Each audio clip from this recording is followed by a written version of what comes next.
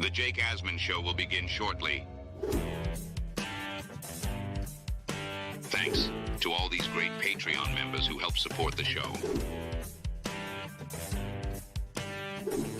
Get your super chats ready. Jake will be here in just a moment. If you love the New York Jets, this is the place to be.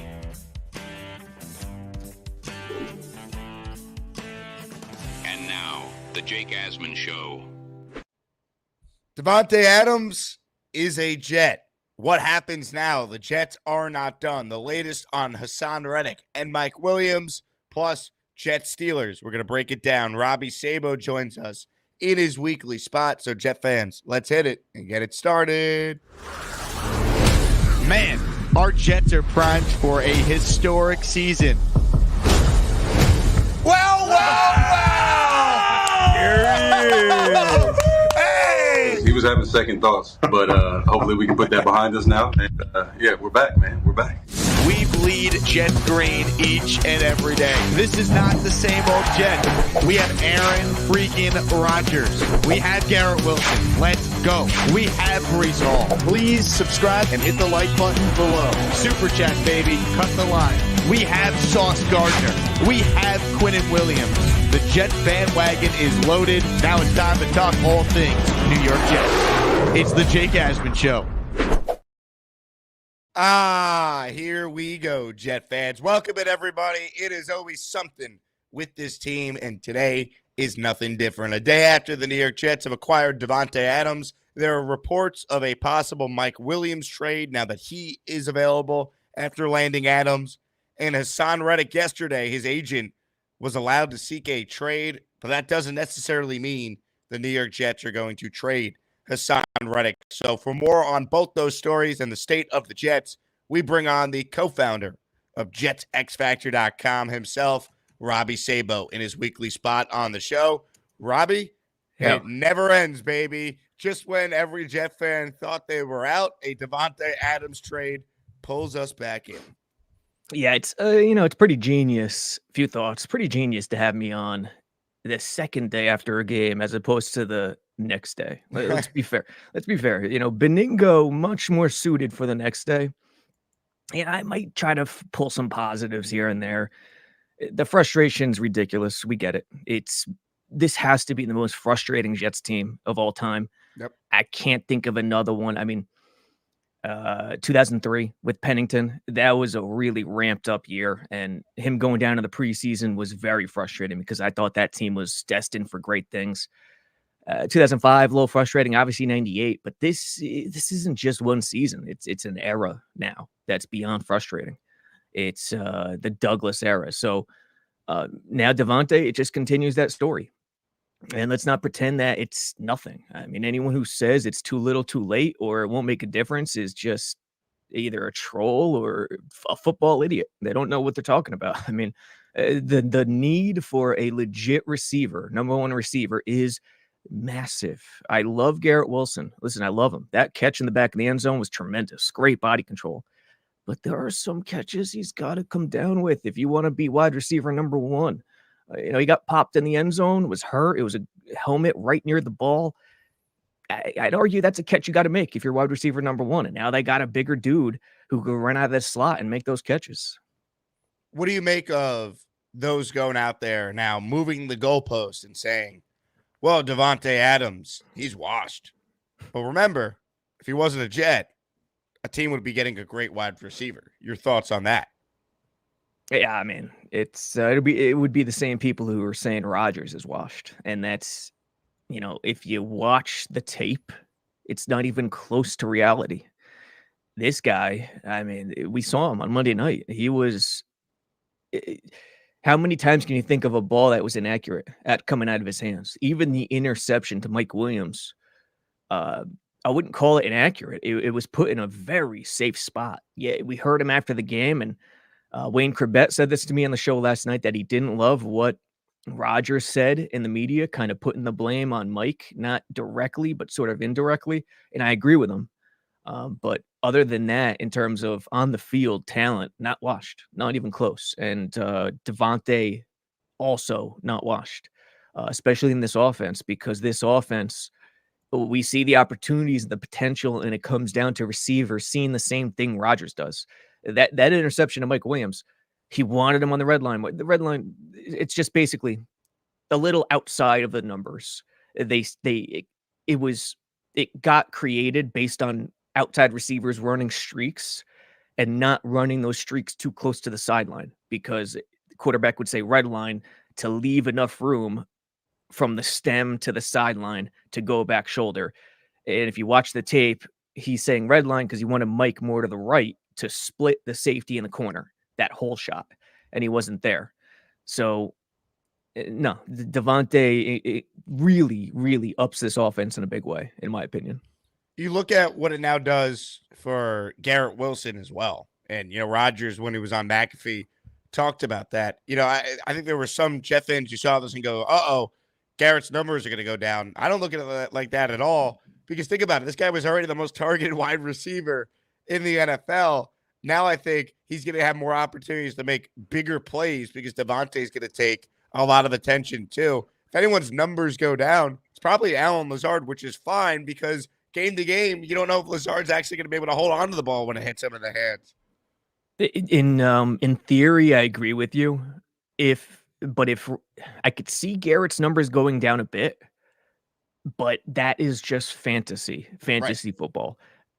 His numbers might go down, but his production and overall play and value to the team will go up. So I agree with you in theory for sure.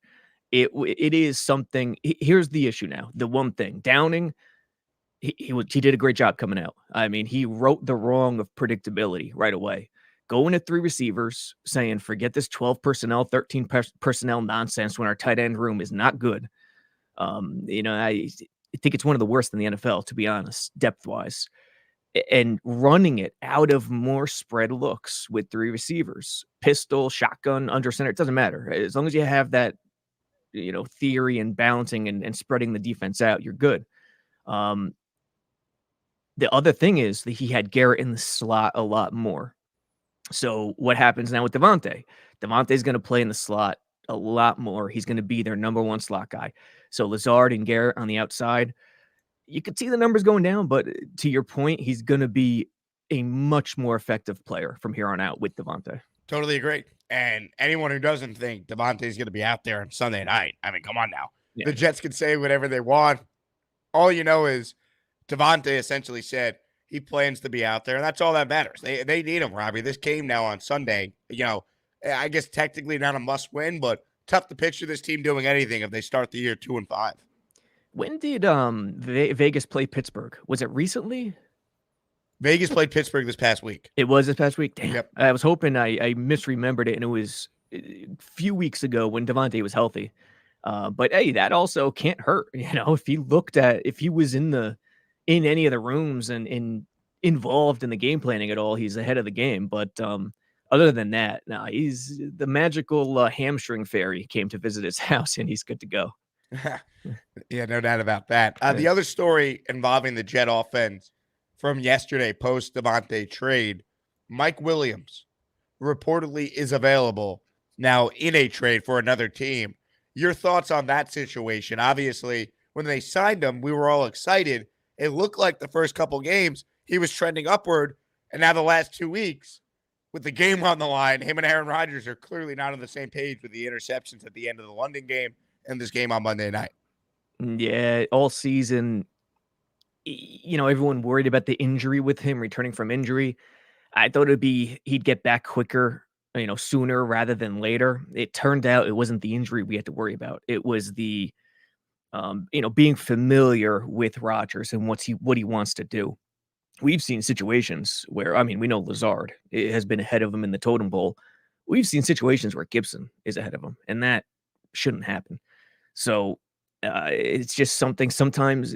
See, the Jets being frustrating, I think a lot of it boils down to newness, everything being fresh, everything being new, people not being on the same page. And that goes a long way in football. And I think Rodgers, knowing this, has, and it could change obviously, but has dedicated and promised more than 1 year mainly due to that reason, because it's not that easy to make it click and come together.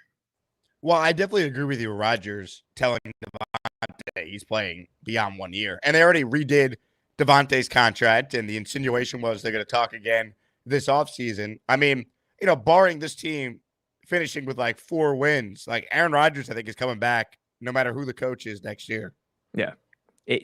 See, the most frustrating thing about this year so far is it's not the usual. You could blame. It's easy to blame the people that are identifiable. Like I saw your post game after this past game, and Zerline. Who do you blame for that? You're exactly right. Who do you blame? He was great last year and the year before. It's like, what are you supposed to do if you're the Jets? You'd have you at least have one more win if you have last year's Zerline. You might have 2, right? And it's like you're 2-4, yes, but talent-wise, you're so much better than all these other 2-4 teams you see in the league. Yeah, I mean, what can you do? It's not Douglas's fault. It's not Zerline's fault. Seibert has been on the roster appropriately. It's been a great job by Douglas to keep him in reserve. Zerline has been great, and now Seibert's tearing it up with Washington. What do you do? I mean, other than that, Brees.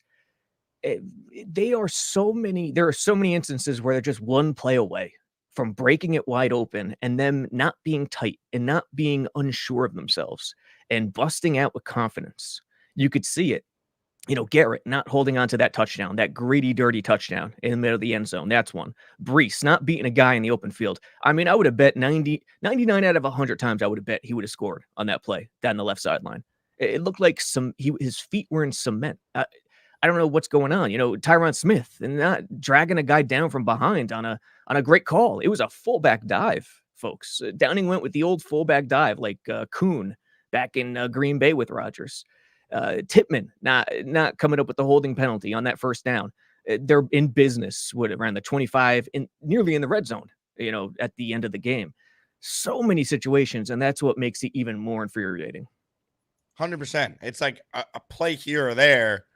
Everything's different. And even if you just had one more win right now, if this team was 3-3, adding Davante Adams, yesterday would have been a joyous day of celebration and excitement and hope.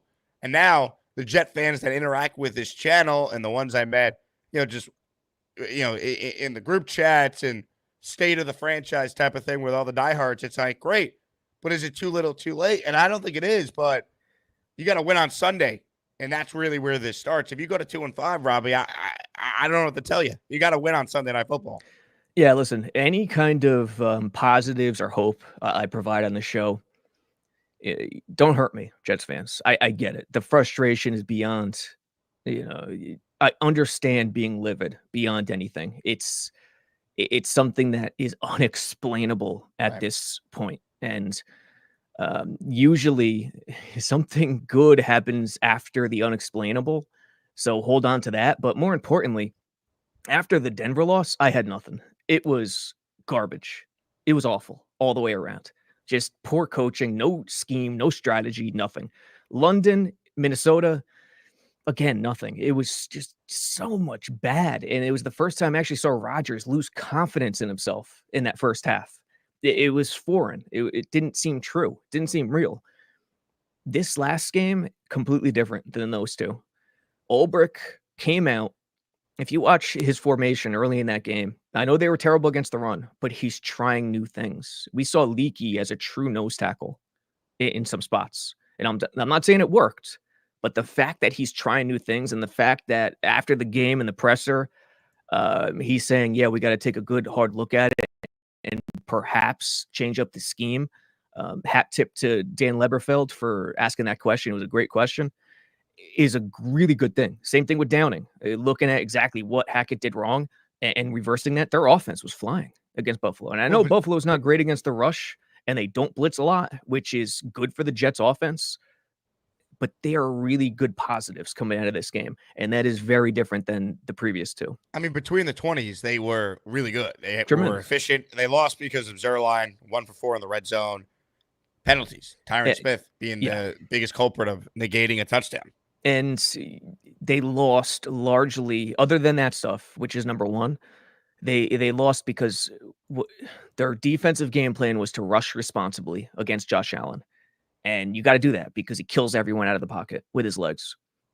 I understand it, but when you do it, you know you're not going to get the pass rush. You're not going to allow McDonald to go free and get those sacks and those hits. So you know your sacks are going to be down. You know they're going to get yards, Buffalo, but you're giving up something to avoid the bigger play. And that was the game plan, and that's the right game plan. Unfortunately, when you do that, you cannot let Allen escape the pocket like he did so many freaking times in that first half. They shorted up in the second half a little bit, but they're not keeping their feet and being tough enough in terms of keeping him in the pocket. So stuff like that, they don't have, let's put it this way, they have elite pass coverage. There are spots on this team where the personnel is elite. At edge, it's awful. It's one of the worst in the league. I got to be honest. Without Reddick, it's not the same team coming in. JJ, Reddick, JFM gone, Huff obviously, but Reddick replaced him. Their edge is awful. We saw it with Clemens. Clemens can't be asked to move in space on that last play. It's not Clemens' fault. That's the coach. So the interior really has to get it going. Taylor, they have to do something to overcome the lack of personnel at edge. Ladies and gentlemen, if you're watching this show live, we're talking with the Robby Sabo, co-founder of JetsXFactor.com. Robby has set up something cool for all the Asmaniacs. If you want a significant discount off your JetX membership, you can now go to JetsXFactor.com and use promo code Asman. And Robby, you get the first month of your JetX membership for 99 cents with promo code Asman, I'm hearing? Correct. Asman. It doesn't have to be capitalized. It's available to everyone other than King Lowski for questioning my hair this morning. Lowski, my hair is always pristine, buddy. Don't ever think I have to run to the bathroom. Fix it. But yeah, promo code Asman, 99 cents for the first month on the monthly option, and then yearly is nearly half off. Instead of $49.99 a year, it's $29.99 a year. So really good stuff. Ad free. You get all the articles behind the paywall, unlocked, and audio versions of each article. If you want to listen on the go, they're there for you. For if you're a subscriber. By the way, download the JetX app. It's great. Every time you guys have a good article, you get notified. You can click it if you want it. It's clean, sleek looking, easy to navigate. You guys have a great app. So yeah, the key is the notifications and customizing. Different categories, film, analytics, game stories. You could customize each notification and get it right to your phone. So that's the beauty part of it. Check it out, Jet fans. I mean, I'm on Jets X Factor every single day. If you've been watching the show for a while, you already know that is true. Reminder, Jet fans, Sunday Night Football, Jet season essentially on the line. We'll be watching it all together at T-Squared Social in Midtown Manhattan. Come on down and enjoy. That's right. Enjoy Jets football. That's right. Jets are winning Sunday night. I'm convinced. Or am I? Jets Steelers. Party starts at 7. The game will kick off just after 8. Game 6 of the NLCS is that night. So we're going to have the Mets game on as well. There'll be an area with the sound on for the Mets. There'll be an area with the sound on, obviously, for the Jets. So if you're a Met Jet fan, which many of you are, come out to T-Squared and watch both games that night. Free admission. All you need to do to join is RSVP with the link I have posted in the description. And if you're watching the show live right now, it's in the live chat as well. Haason Reddick, Robby.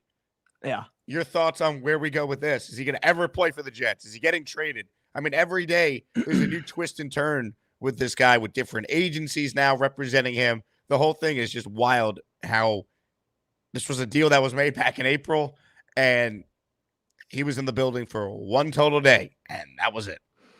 Yeah, man, it is. I don't know. It's tough because at this point, you could see Woody just holding his ground and saying, this guy will never play for me. And I completely get that in one sense. In the other sense, can't you see Woody allowing him to come back? If he comes back with a lot of his demands washed away, no long-term deal, just a 1 year, whatever it is, I could see him letting him in the door based on trying to win this year. I mean, Woody is trying to do everything he can. I hope he's not too engaged on the football side. He's the owner. He makes the decisions. He signs off on everything. But I truly don't think he's overrunning situations like other Jets fans may think. I will still say yes, Reddick will play for the Jets only because I don't see another team wanting this guy. I don't see a big of a trade market there, number one. And then number two, Reddick has to play to get this year over with. Because if he doesn't, he's still a Jet next year. It's just amazing that this is still a thing. It's crazy. It's crazy. Never happened. There's never been a holdout like this in the history of the NFL. Like people will say, "Oh, Le'Veon Bell, he was on the franchise tag." Haason Reddick has allowed whoever's giving him this advice, maybe just him, to cost himself millions of dollars for no good reason. It's stunning. Yeah, and listen, CAA. I mean, great move by them. Putting it out there, leaking whatever news to try to paint them out to be the good Samaritan here. But there's no way I believe them fully either. Like, there's a very good possibility CAA was just as involved until it became too late. So, agent firms like that are gonna do everything they can to paint themselves in the right light. So. Reddick, it comes down to him, so he is the number one guy. Just like Woody's the boss of the Jets, Reddick is the boss of his own life. But by no means am I letting CAA off the hook either. Nor should you. There's no doubt about it. Hit the like button if you're tuning in right now. We're talking with Robby Sabo in his weekly spot on the show. Comments, questions, super chats. We'll cut the line. We'll mix in some calls as well on our Gusbuster Umbrella hotline. Let's get to some super chats now. Bang Mateo is first up. He says the lipstick has worn off the pig. Our D-line is Swiss cheese. O-line is average. Ruckert can't block. Our staff is the same. Let's not hype the Adams thing too much. Bang, tell us how you really feel. Yeah. D-line, I'm with you. Interior, they should still be fine. But D-line, I'm with you. O-line, I'm not really with you. If the Jets are not, shoving 2 tight end, 3 tight end sets down our throats, and they're playing a team that's not Flores, and they're not putting 8, 9 in the box, as we saw Monday night with a lot of zone schemes instead of a lot of man schemes with power and counter or whatever, they can get the job done. Same thing with pass pro. I know Tyron is a big issue there. That is frightening. I get it. Rodgers got hit a couple times.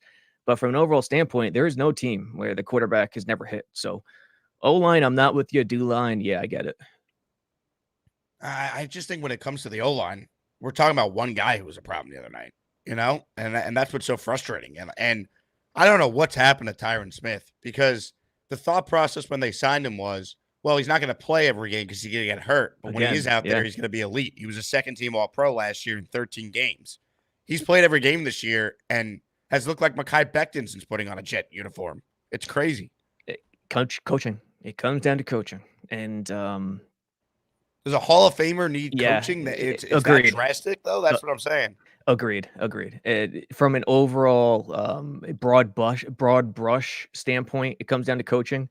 But coaching via scheme, strategy, listen, I'm trying to find answers as I stumble here. It's impossible to come up with an answer. It doesn't make sense because one-on-one pass pro, he should not be getting beat using his hands as cleanly as he did. I mean, that was a clean win if I've ever seen one, as clean as could be. So I get it. It's a mystery. It's one of those things. You become a Jet, you do that. It's very, very frustrating. I don't know. I don't have any words, to be honest. When you're a Jet all the way. Robby, what are your thoughts on thinking being overrated? Thinking is overrated.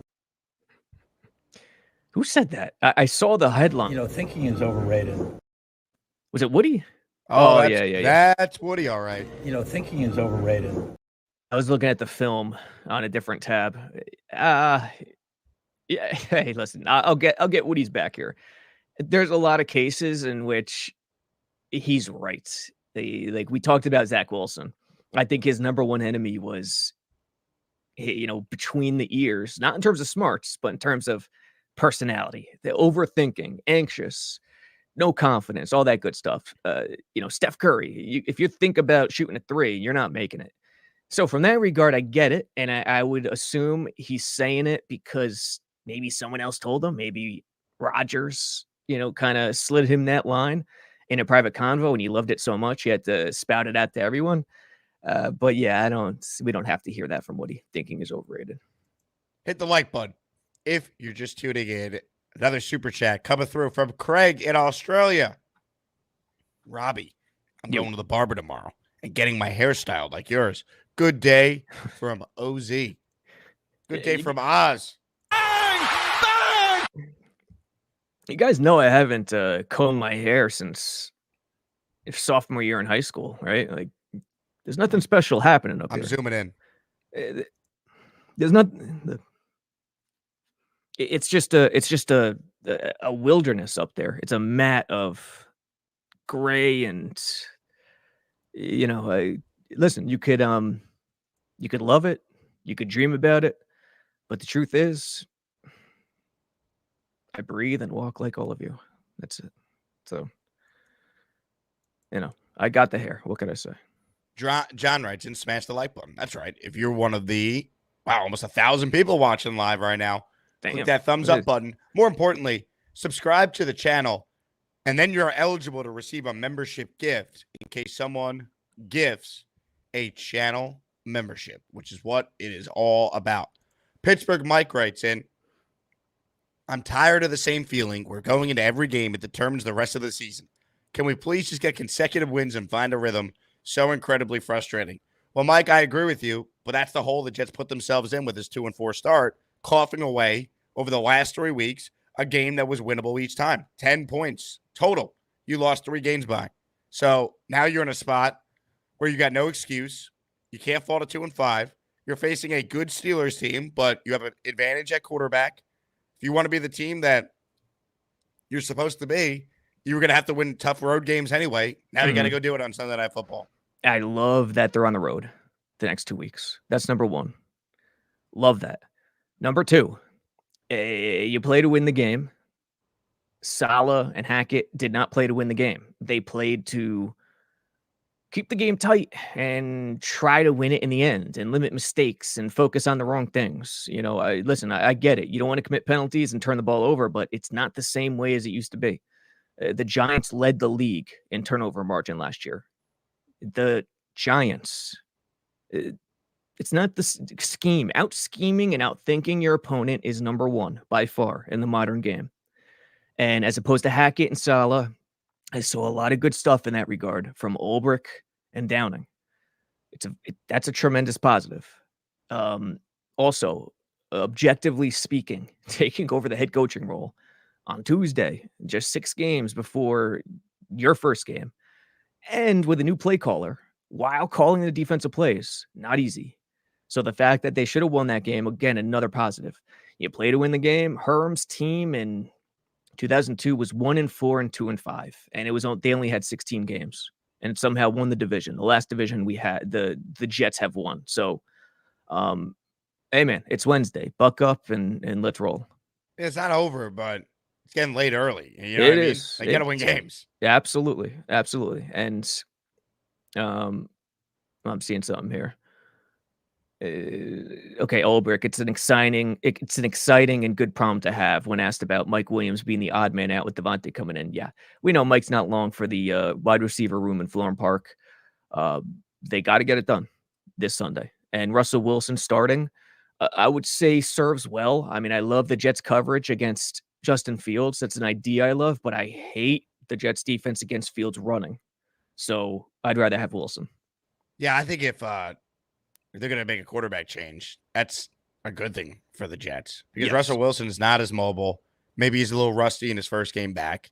I'm surprised they would even consider it, considering the team's coming in off a win and they're 4-2 this season. Like even Brian Dable stuck with DeVito over Tyrod last year, even though Tyrod is so much better than Tommy DeVito because of the fact that they had won 3 in a row with Tommy Cutlets, and you didn't want to, shake up the boat that quick when you were winning. And what does that tell you? Football it's a feel game. It's a strategy game. It's a personality confidence game. It's not just about the talent on the field. So I think the main thing Ulbrich has to work towards is outthinking the opponent in order to put your guys in the best position in order for them to find themselves and to find that moment, that galvanizing situation in which they could take a deep breath, not be tight, and start playing freely. Pappy Chef with a super chat. Pappy, thank you for supporting the show. I'm going to game one.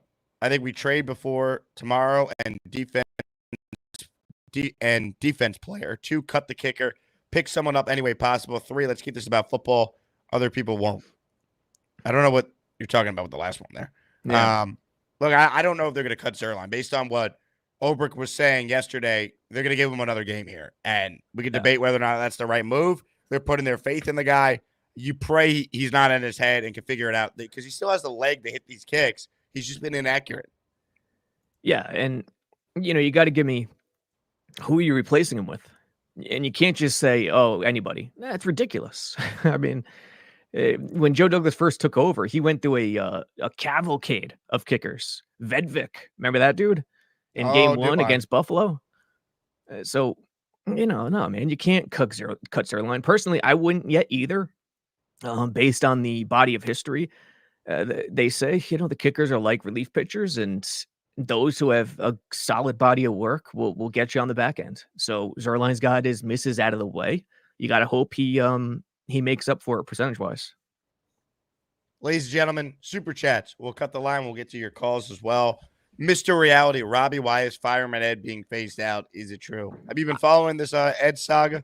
No, I did. I heard something was happening, but I was asking everyone in the chat, in this Jake Asman chat, before the show started, what happened, and someone replied, there just weren't many JETS chants during the game, which I did notice. After the scores too, they normally show Ed, Jetman, and Scott, the other guy, the 3 of them on the Jumbotron to lead the chant. Right. They didn't do it as much. And Ed told me, I was texting with him, they didn't do it for the Denver game as much either. So we're going to have Ed on the show Friday at 10 a.m.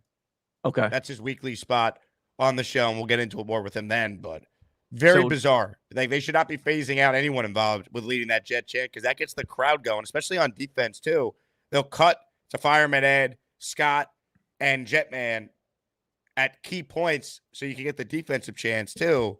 You're affecting your home field advantage. And I know there's a lot of fans who don't like it. Like there are football fans who want to be into the game and don't care about it sounding like a nightclub at MetLife Stadium. They would prefer the crowd to be into it, and that's what those guys provide. We should write a story. I'll get someone to possibly write a story on this because fans care about this, and I agree with you. Hopefully he has more info, Fireman Ed, for you on Friday in terms of I'm sure he has a contact in the building and they talk beforehand, but in terms of during game day, he probably just sees himself. He does the chant. He sees himself on the big screen. And I assume he was still trying to do the chant during the game Monday night. He just wasn't on the big screen. Is that correct? No, they still had the chant, but he wasn't on the screen nearly as much as he normally would be during games. Okay. I don't even remember hearing the chant. And I was in the press box. Maybe I could have easily missed it. I'm not sure. Jam writes in, just joined JetX with an annual membership. Thanks for the discount, fellas. Hey, let's blow Robbie away with the power of the Asmaniacs. Go to jetsxfactor.com. Sign up for a membership for 99 cents with promo code Asman. That's how you support Mr. Sabo and his wonderful website. Listen, we are for you older heads out there, even the younger guys, you know what I'm talking about, right? We are the mega powers. It's Hogan and Randy Savage of the late 80s. JetX has the Google written space, and Jake has the video YouTube space. So you're going to be sick of the mega powers coming soon. I'm telling you, it's going to keep going. Sluggo wrote in, Mike Williams can't get man coverage separation. Well, Rodgers' numbers this year against man coverage are the lowest in his career. Yeah. So really, Garrett's the only one who's getting separation, which is why you need Davante Adams. This idea that Davante wasn't a need. People obviously are not watching the Jets. They struggled in the red zone against Denver. They struggled in the red zone, obviously, against Buffalo. You don't think Davante Adams would have made a difference there? Would have maybe opened things up for Garrett, or he would have just got open himself and scored a touchdown with Aaron thrown to him? Of course, this guy makes your team better. Let's not be stupid. Yeah, and I'd be curious to know his numbers against man coverage Monday night only with Downing, because they weren't putting guys in the best spots before Downing with Hackett. Some of it was Rodgers and his stubbornness and believing. When you have a Hall of Fame player, he thinks he could overcome any situation. Right. Let's be honest. As a coach, you have to say, no, Aaron. I mean, dude, I'm going to set you up even better. So you just shut the hell up. And that hasn't happened. Hopefully with Downing, it continues to grow. And yeah, Davante, to your point, absolutely they need him.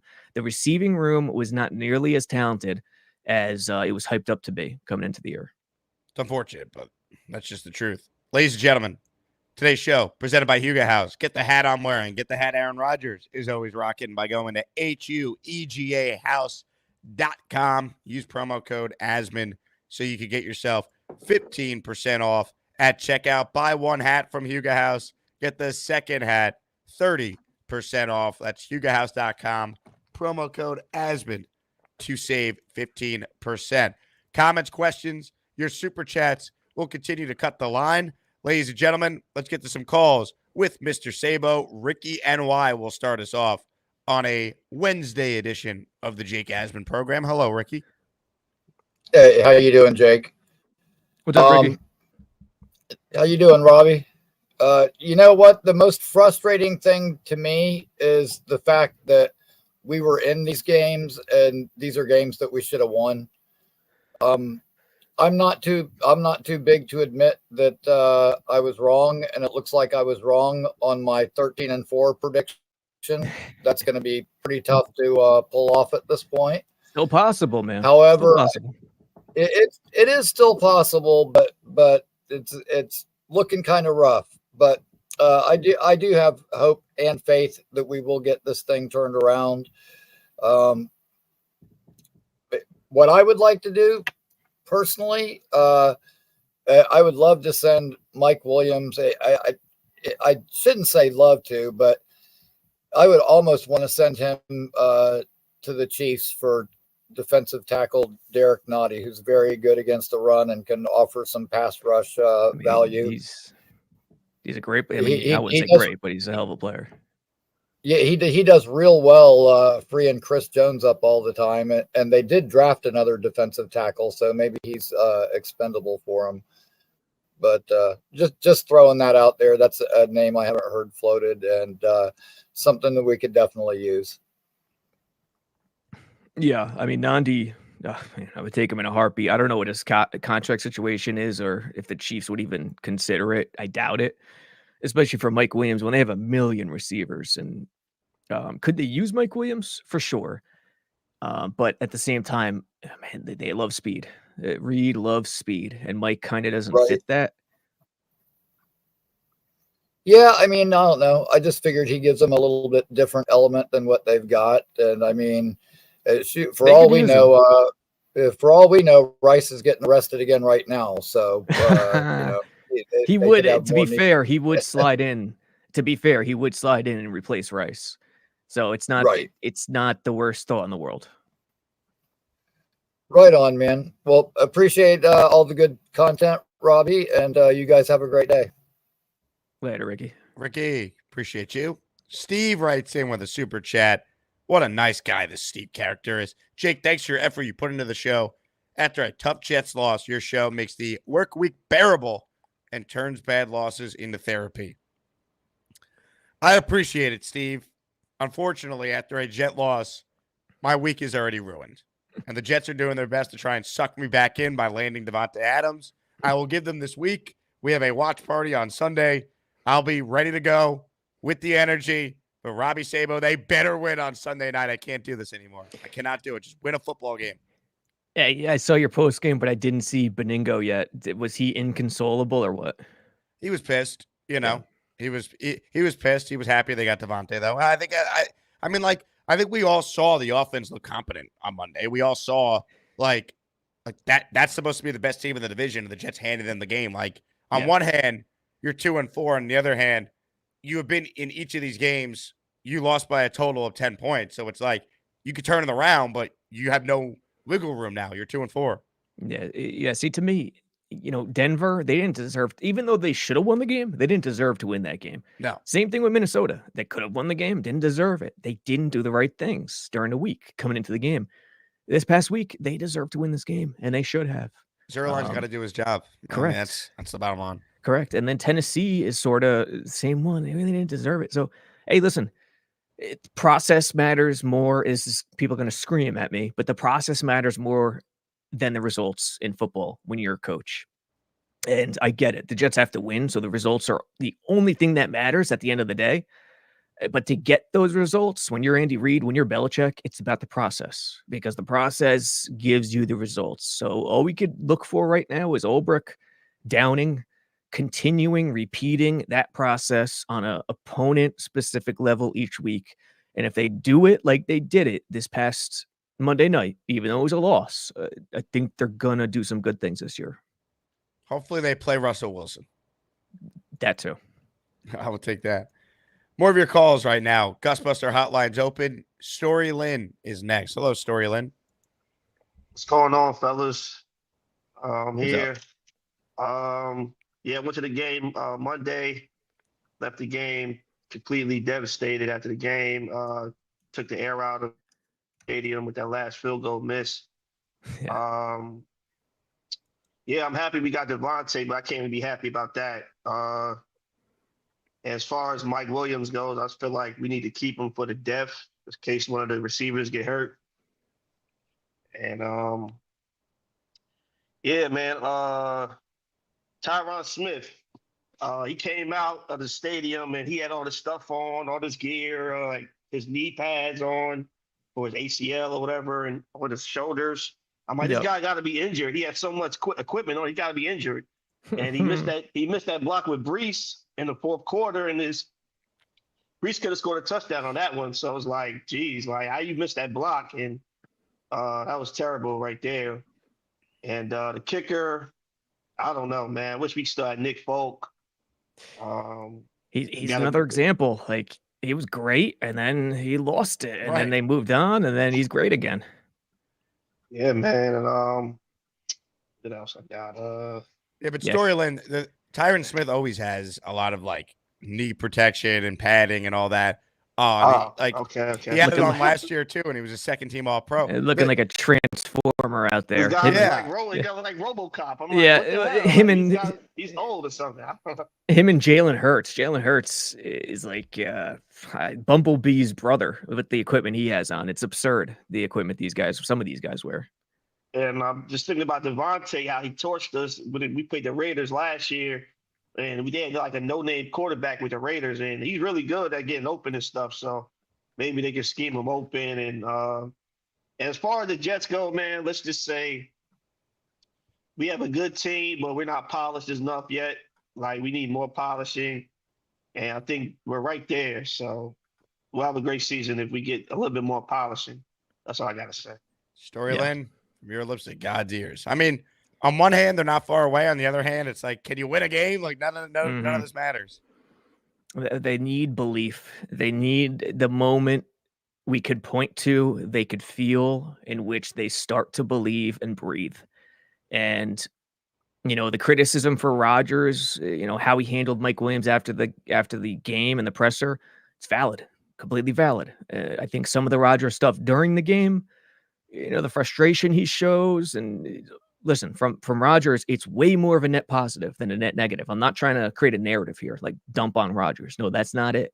It's finding that little extra something from Rodgers within himself to dig deep and to lead his guys to that moment where they all feel a lot more comfortable and free. And that's what I'm looking for this weekend.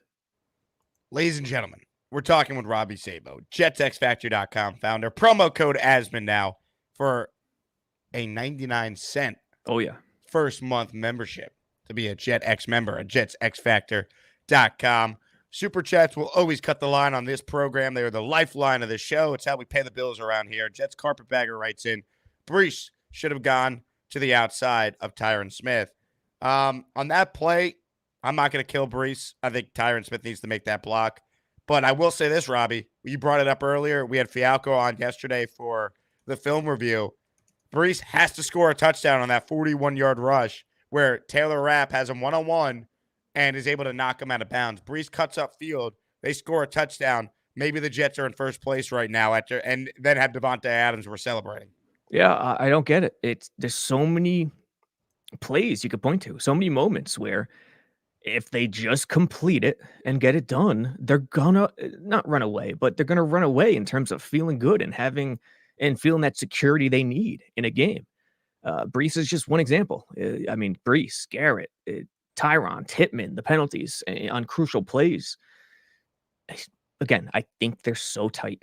They don't know what to do with themselves. They are so tight when they're playing. They're not playing. So, to accidentally give him credit, I guess Woody's statement, it does sound like a Rodgers thing, to be honest. Nothing verified, nothing confirmed there. That's just my opinion.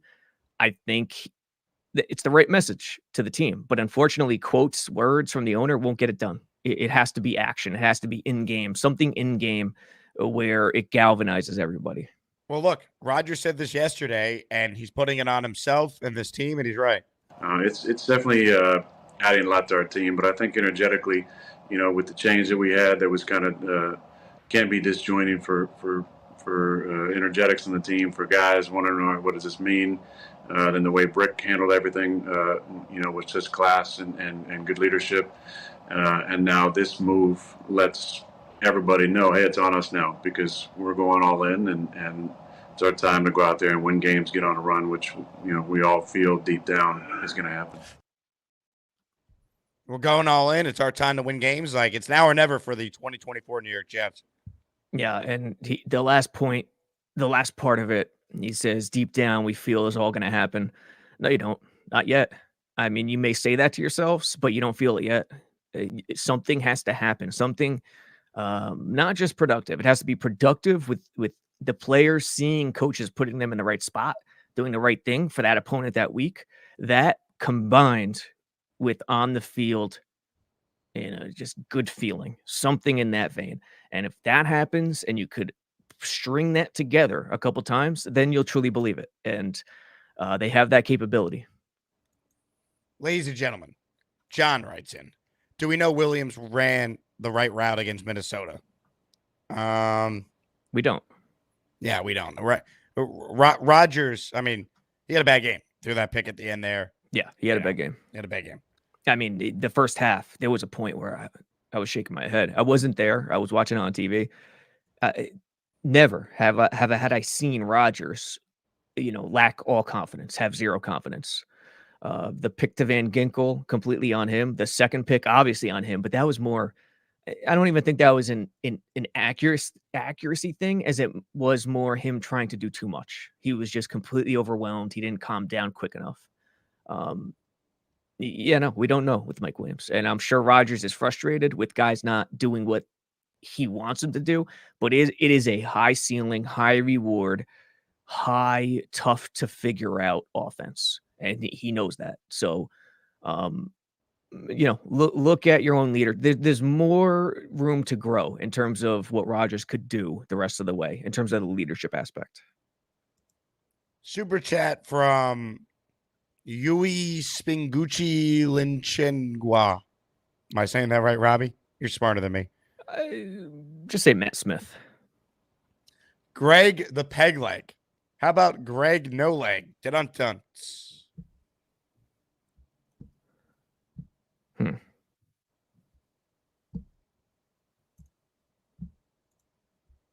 I'm going to stupid tell myself for that one. Enjoy. You need many years of therapy, and I bullshit you not.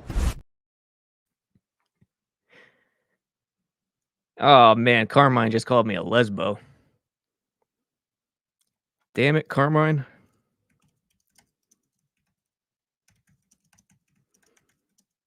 Now I gotta come up with a new hairstyle for King Lowski, especially. Are we live still? Yeah, we're live. How about that?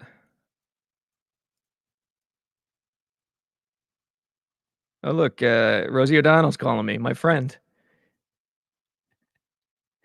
Jakey boy, come out of Stupid Town.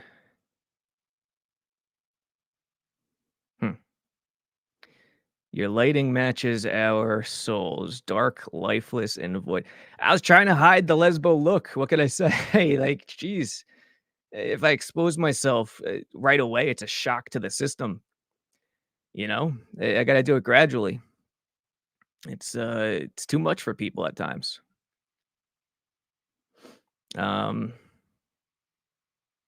Secret's out.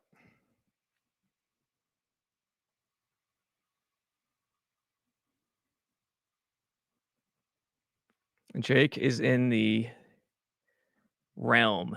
How long does the realm last? Oh, dude, here come all the comments.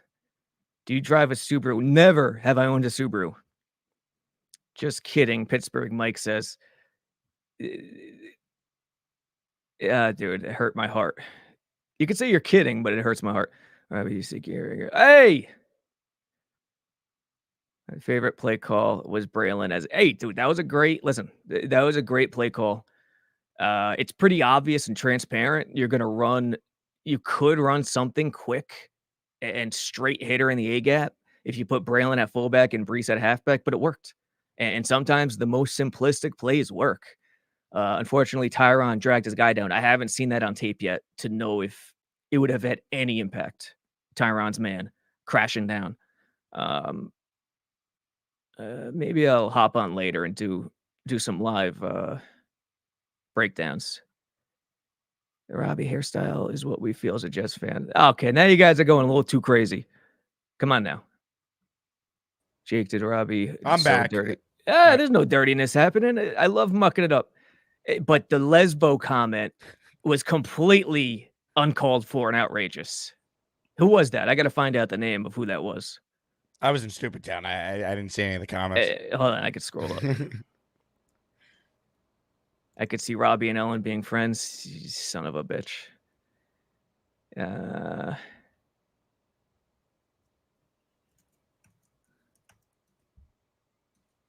Let's see. Carmine. It was Carmine. Do you know Carmine, Jake? Of course I know Carmine. What kind of lad is this guy? I've never met him. No idea. All right, Carmine, you're on my list.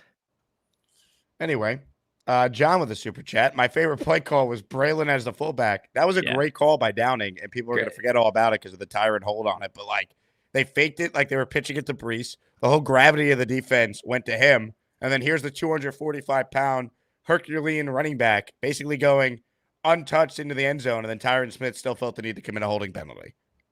Yeah, dude, great call. In a lot of ways, if you're going to put a halfback at fullback, it's transparent. But as you can tell, I mean, transparent is fine if it's executed correctly. And it's not as though they were on the 1 yard line. They were on the freaking 4 yard line. But why did it work? Situation, 3rd and 2. It was 3rd down. And yeah, it's still a run pass situation. But more times than not, offensive coordinators will default to the pass in this type of situation. So without looking at it again, I'd have to think McDermott and the Bills were thinking pass here. And, I look for Downing to start running it out of the shotgun, quick, simple zone concepts out of 11 personnel gun, 11 personnel pistol in certain situations like 3rd and 5, 3rd and 4, when they're not expecting it, when they're thinking pass. And that is play calling in football. Tyreek Cunningham says, Robby Sabo. I thought that was Jamie Lee Curtis. That's a good one. Yeah, dude. Hey, Carmine's on my list, but whoever said that one gets a free pass. That was good. Jets Carpetbagger writes in, Jake, is there a restroom in Stupid Town? There's not. More of your calls right now. Hit the like button if you're just tuning in. Robby's joining us in his weekly spot. We got 1,000 people watching. Is everyone subscribed to the channel? I think not. Click the subscribe button and help support the show. Let's say hello to Jay Quest, who's next. Hello, Jay Quest. What's up, Robby? What's up, Jake? How you doing? What's up? Not much. Yeah, I agree with the whole Fireman Ed thing. I was at the game. I feel like there was no Jet chance.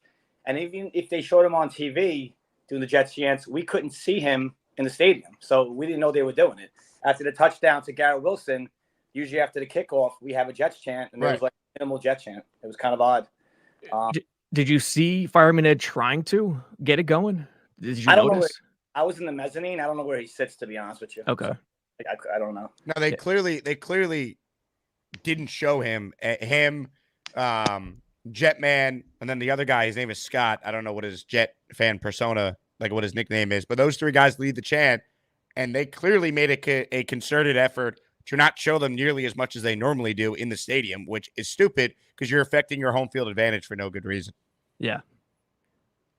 Yeah, and he usually roams too. So I feel like you'd be able to see. It would be hard to miss him. What's going on? Jay Quest? He's gone. Yeah. That was a weird one. No. Ladies and gentlemen, Roger Anthony is on the line twice. Hello, Roger. Hello? Whoa. Yes, Roger. Here. Hello? Can you hear me? Roger? Are you a clone? Why am I on twice? You tell me. You called in twice. I'm just doing what I was Okay, I'm just gonna talk here. We live in the Matrix, Roger. told. You know, Roger, we're just gonna let you host the show. We'll see. Can you delete one of? Can you delete one of me? All right. Jets, Jets. So, I'm Roger Anthony. I'm the host of the Jake Asman Show, and I just want to talk about Haason Reddick here and get opinions on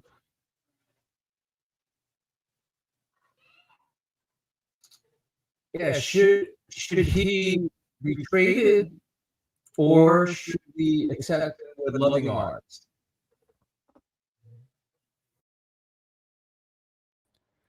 I had to come back. It felt like Roger was really struggling there. Robbie, your thoughts on the Roger show?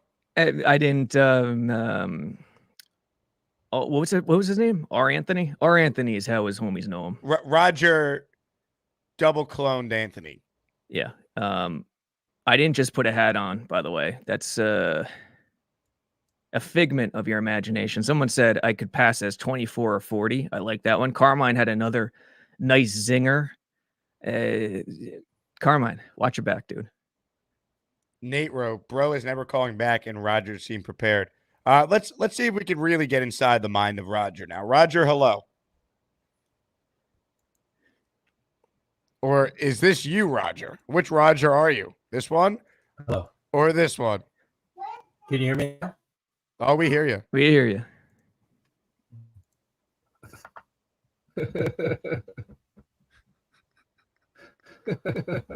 How did you call it twice, Roger? Hey, I really love your party at the Hippodrome. What's that? Now we got a great delay here. Oh, this is going to be a great call.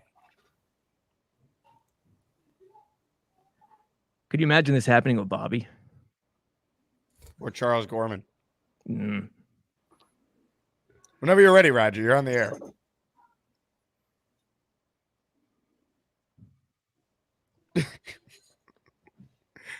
That was showing us his bet bug. I'm freaked out by looking at two of me.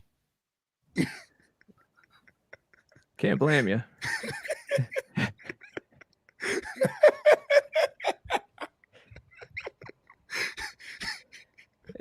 No one could ever convince me we don't live in the Matrix. Don't worry. I know what we need right now. All right. We need to bring on someone that will steer us in the right direction before we wrap the show with you, Robbie, and then I'll stay on for the remaining calls. I know what we need. Everyone's thinking the same thing. Here we go. Scott calling in. Whoa, what's the matter? What the hell is that? Hey, Scott. All right, it's time, Mr. Sabo. Wait a second. Chaser of all the ducks. What is that? You got to be an ass maniac, my man. I am, but I'm I can't. I'm a busy man. I'm one half of the Mega Powers. I can't keep up on all Asmaniac drama at all times. What's going down, dude? I'm at a park right now, and I'm pumping out food. A lot better than Chipotle. Bar food, and wing dingers and stuff like that. We're getting pounded. We don't have a dishwasher yet, so we're doing dishes. What are we banging on Joe D today, or what's the scoop? I want to ask people if there are any Jet fans out here. Oh, hey, wait a minute. Maybe we have a Jet fan. Hey, come back here. Are you a Jet fan? You are? Affleck? And maybe you are. I guess not. Probably not. Nice hair, Jackass. This is Jet talk here. Jets are trash, pink eyes. Bobby! I really don't give a crap, you cartoon character. Speaking of crap, I got food poisoning from those wingdingers. Bobby made my day. My man, Bobby Midnight. God bless him. That was awesome. Okay. Etc. All right. I guess back to some football. Let's start with even just the O-line. I think sometimes with Aaron, he's hurting, he's ailing. Everyone knows that. He is kind of like, pun intended, a sitting duck. The line play has been inconsistent. So I'm not even sure sometimes that's an issue. I mean, missing blocks with Tyron. I don't know how he went from Mr. Wonderful, All-Pro to missing blocks. I don't know if it's the language, the blocking scheme he's not sure of. I mean, the guy is awesome until he comes to us. Yeah. Even for a quarterback, on all passing plays, you have hots built in. Even if you're sliding the protection to the weak side, all he's getting is just backs to throw at. There's no one coming back to him. And even if you look at that play with Mike Williams, where the interception, he's got to know that the influencer of the other guy was crossing the safety. It's the angle that you take when you cut. That's a touchdown waiting to happen. It's an easy play. The play with Tyron Smith, and that's what I'm talking about, like the missed assignments, the uneven play. It's always on a drive where we screw ourselves. We're driving. It's something. You look at when Braylon Allen punched through. That block that you haven't seen, you don't have to look at it. Tyron Smith's guy was never even going to be part of that play. And he piled them, and as soon as you hook them, they're going to call that flag on it. It's those stupid plays that we aren't. It's just stopping all of our drives. Part of the reason with getting open as a receiver or running back, no matter what, is learning the structure of the defense. And then when you look at their body language, where are they moving to?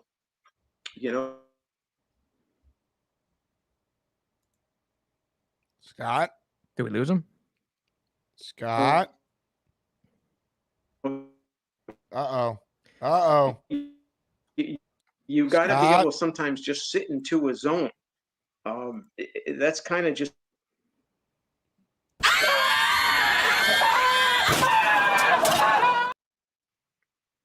Was that a young Artie Lang?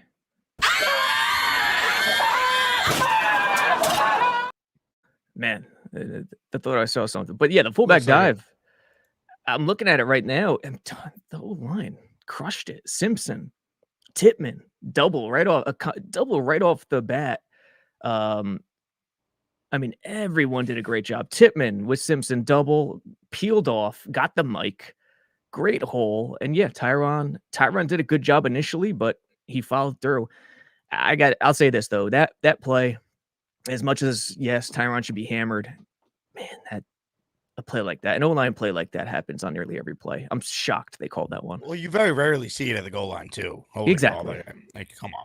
Exactly. Especially when you go two tights and it's going to be it has the possibility of being a muck it up in the trenches situation. So I'm shocked. No doubt. All right, I'm going to do this super chat, and then we'll get to one more call, and I'll stay on for the rest. Jets Carpetbagger says, Reddick trade permission gives him reality check when he can't get what he wants on the open market. Hopefully after he has a more realistic expectations. I do think there's potentially something to, hey, new agent's going to try and see if he can get a deal for you. That deal doesn't exist because it doesn't. And then, Reddick goes back to the Jets, or his agent, in this case, Drew Rosenhaus, goes back to the Jets. They get whatever the best offer is. Reddick finally takes it because he realizes it's now two different agents trying to get him more money elsewhere. It's not there. Play your remaining year up with the Jets. Be a free agent afterwards. That's how you hope this goes. Maybe there's a team we're not thinking of that wants Reddick, but there was no one that wanted him back in March. I don't know what changed now in season when he hasn't played all year. No one knows what type of shape he's in.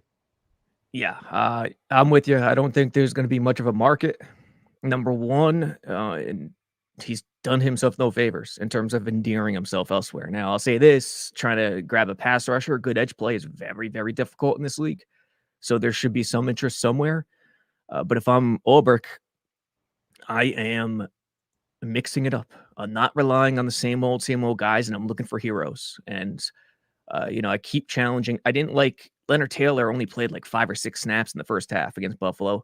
I want to see him in there more in the interior. And what about Watts? Can Watts do something in base? Not in sub, get someone else in sub, but can Watts do something in base as a bigger edge? We have to, I don't know what the answer is, but I think they got to do more to try to find a hero at edge. Robbie, it is official from the New York Jets. Davante Adams will be wearing number 17. Corley. As a Jet. So I wasn't sure if you were allowed to basically have a number change in season if that number's already been issued. But I guess Davante flipped Corley $1 million, which is probably more than what he was making in year one anyways, a 3rd round pick. So $1 million is the number that got reported too? No, I don't know. I don't know what the payment was, but I'd imagine I'm sure it was solid. Yeah, he definitely gave Corley something. I'm uploading a picture right now. The Jets posted it on their official social accounts. Here's what it will look like. Number 17, Davante Adams. So if you have a 17 Garrett Wilson jersey, you're going to need to go to like an embroiderer and see if they could stitch up Adams instead of Wilson on the back. Yeah, I like Adams more as 17 than Corley, to be honest. I never liked the Corley taking Garrett's number in camp because it did get me a couple times. And I was like, oh, there goes Garrett. No, that's Corley. Garrett's bigger. It's Corley. Got to wonder what number Corley's going to wear now, but he's been inactive for, a couple games now, which is another topic in itself. He's not happy about it, by the way. I wouldn't be either. I mean, listen, I get it from a Jets perspective, but I wouldn't be happy either. Like, hey, let me get out there. Let me show you what I could do. And there's merit there. Even if he can't fit into what Rodgers is trying to do and the Jets offense is trying to do in terms of throwing the ball, there's something there for him in terms of a specific 3 to 5 play game package, like a mini Taysom Hill type package where you get him on the jet motion. And that's the area where it's tough to understand why they're not going that route. Green bean. Sabo is my favorite even before Jet X were tops. Green bean. You're not on the list. You're my dog. You're my dog, Green bean. John writes in, Vegas made the call to the refs. Too many New York parlays. I will say, if the Jets had won, Robbie, there would have been an extra $625 in my pocket because we had the Mets, Yankees, Jets parlay on Monday night. Yeah, and how many New York teams won that night? Every team but the Jets, Devils included, if you count the local hockey. Gotta count the Devils. I've always hated the New York sports sites that count every team except the Devils. Oh, they're in New Jersey. What are you talking about? It's New York City, metropolitan area. Jets and Jets are in Jersey, for crying out loud. No, the Devils count. When you talk about the New York teams, the Devils are one of them. They're not. It's not even close. Of course they count. So yeah, it's time. It's get that violin music out. Jets. Every New York team other than the Jets. The complete opposite of Rex in the locker room after a divisional playoff win. You know what the headline's going to be? Every home team wins except for the MFN Jets. Oh, the pain, as one guy may say. Oh, the pain. Big fella. Mims playing for Anthony Becht in the UFL. Did you see this story? Yes. Denzel Mims is back, baby. Right before we hopped on, I saw someone put it in our Slack. That's interesting headline. Ridiculous. Brazil Jets gifted a channel membership. Brazil Jets, we say Never Tuesday. Image Entertainment receiving a channel membership. That's right. Knicks basketball back on Tuesday. All right, Rob, you got time for one last call? Let's do it. Let's say hello to Kyle Clifton. Hello, Kyle. What's going on, gentlemen? What's up, Kyle? Robbie, I want you to know that as a follically challenged person, I would kill for lesbian hair. Dude, I never take it, but my buddy who I grew up with, Mike, he actually fought in Bellator for a little bit. He's got a sister who would fit in with the gals of the View. Let's just put it that way. And she has similar hair to me. And every time I see her, I go, keep rocking it. You stole my hair, but keep rocking it. We are soul brother and sisters. So I'm going to allow myself to say the player that shall not be named, Haason Reddick, because there's news of a sort. the fact that it's come out that they can only really trade him to AFC teams are also going to have to forfeit a second round pick. Yeah. His options were limited before. Now they are severely limited because if you're the Jets, are you going to turn around and put him to the Lions? You'll have to give the Eagles a second round pick. And what are the Lions going to give you back? Not a second round pick this year, right? He has no other option except to play for the Jets. And really, the Jets have no other option except for him to play for them. So, yeah. And he's under contract. So I don't know what, I mean, his option is to retire and not play and maybe toll over. But this is bordering on the ridiculous. Like I don't really know what to make of this guy at this point. It's not bordering. It's beyond the point of let's get a psychiatrist involved. I mean, he has ruined. I wouldn't say ruined completely, but he's destroyed his own market. Yeah. And I mentioned before, there will be teams who are intrigued or at least reach out because everyone's looking for edge play in that regard. But you're right. I don't see how it's going to happen. Like, I think he has to play for the Jets. One other thing about Rodgers, I think he's been great since he's been here. Mm-hmm. He blew it with throwing Williams under the bus, and it was not the right move. It was not the right move, and all he's doing is giving fuel to his critics like Nick Wright, and he's using it as a thumbnail on his show. Is using it as a thumbnail on YouTube. Is he really? My friends from school who hate Rodgers, and most of it is irrational. I don't have much to say to them because they're right. It's something that he should have handled privately. That's all I had to say about he was that. almost like too honest. Like he was asked a specific question about like the route. I don't think Mike Williams is on this team though. I feel like he's getting traded here. I mean, that's another issue. I think that's a mistake, but that's another issue entirely. No, I agree. I look at the end of the day, just win games, right? And no one's really going to care. But I think it's kind of a weird spot because we talk about it. Holding people accountable. Rodgers holds them accountable, and it's like how could he do it? But then there's the argument to be made like just don't say anything publicly, but I don't know. Well, I think there's a balancing act, right? You could say, Mike and I need to get on the same page. We'll talk and we'll get there. And then privately say, you got to stay on that red line. This is how our offense works. And this is why it's important. But you do it privately and without him having to face that embarrassment. This guy's a veteran. He's accomplished stuff in the league. He doesn't need it. By the way, you brought up Nick Wright. I don't want to hear anything about that guy's takes on the Jets. There's video of him talking about how a team is going to get Davante Adams, a really good receiver, difference maker.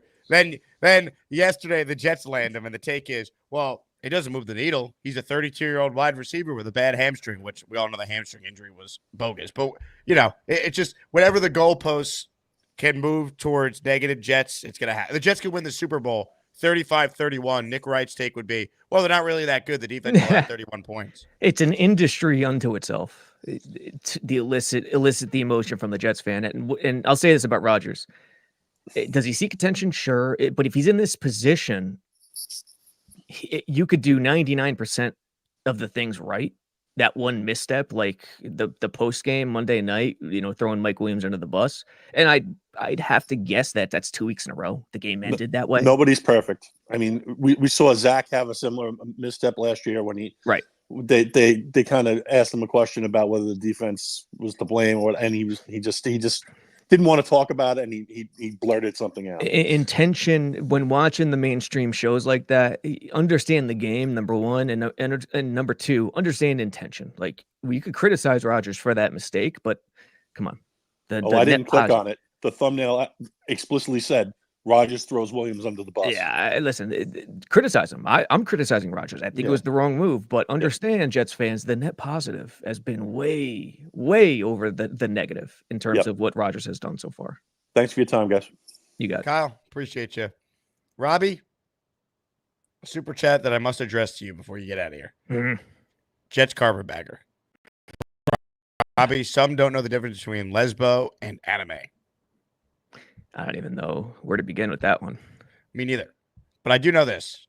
Everyone needs to go to jetsxfactor.com and use promo code ASMANBABY and get a Jets membership for 99 cents. The mega powers, Macho and Hogan, do it.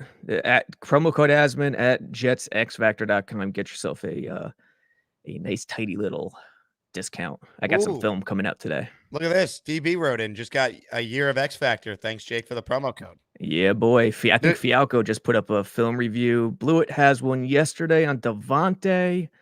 Not everything, and heads up, not everything's behind the paywall. We do a lot of free content, but the really good stuff is behind the paywall. And besides, you get to listen to every article, and no ads, which are some people just sign up for that, basically. Yeah, it's 99 cents, people. Come on now. Support Robbie. If you want good, not hot takey, unbiased Jet content. JetsXFactor.com. That's it. The mega powers. JetX on Google, Jakey Boy on YouTube.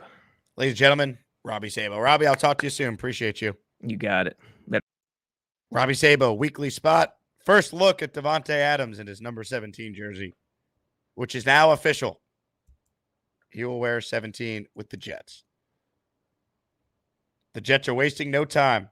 Free shipping on all orders to get your Davante jersey. I'll tell you what, when Parts Unknown has Davante Adams jerseys available, I'll pay $30 and get it there. That's how we'll do it. But I'm not ordering it until they win a game. So they better win on Sunday. If anyone wants a Jets jersey for $30, I will share the link exclusively with members of my Patreon. So get on the Patreon for $5, and I'll send you a link included in your membership how you can get yourself Jets jerseys for under $30. Patreon.com/Jake Asman Show. You have to be subscribed to the YouTube channel if you're going to join the Patreon, baby. All right, let's get to your calls now. Let's say hello to Indomable, who's next. Hey, Indomable. Jake, what's happening? Another day in paradise. At least the Yankees won last night, Indomable. Yeah, first and foremost, great Yankees win. I can recall last time all the New York teams were so relevant this late in the year. So great to win a couple of games at home and head into the World Series. Hey, 2 wins away, man. 2 wins away. The last time they were up 2-0 in the LCS was the last time they won the World Series in 2009. Definitely. Let me tell you something real quick, Jake. Sometimes watching the Jets on TV or going live to the games, it feels like we're playing chess while being blindfolded. Yep. The Clemens situation on that play, I mean, we had Watts, McGregor, Tag McKinley. I mean, it's not like they're much better, but at least I think that they have a better understanding of the position than Clemens. The same thing we saw with Ashton Davis in the first half, out there trying to look cute like one of the Backstreet Boys. I mean, you have Jalen Mills right there. I mean, Jalen Mills is not Ronnie Lott, but at least the guy won a Super Bowl. He's a 9-year veteran. He understands playing in the secondary, both safety and cornerback. So why you have Ashton Davis doing like Backstreet Boys and NSYNC dances out there on the first half and getting burned on every play? I mean, if you think about it, one of the things that we criticized Salah the most, it was the incorrect personnel usage. For instance, not giving it to Braylon at the goal line or running an all-out route with Xavier Gibson. And those decisions have costed us a couple of games. I mean, I'm not going to bash Brick. I'll give him a pass. I mean, it was his first game as the coach.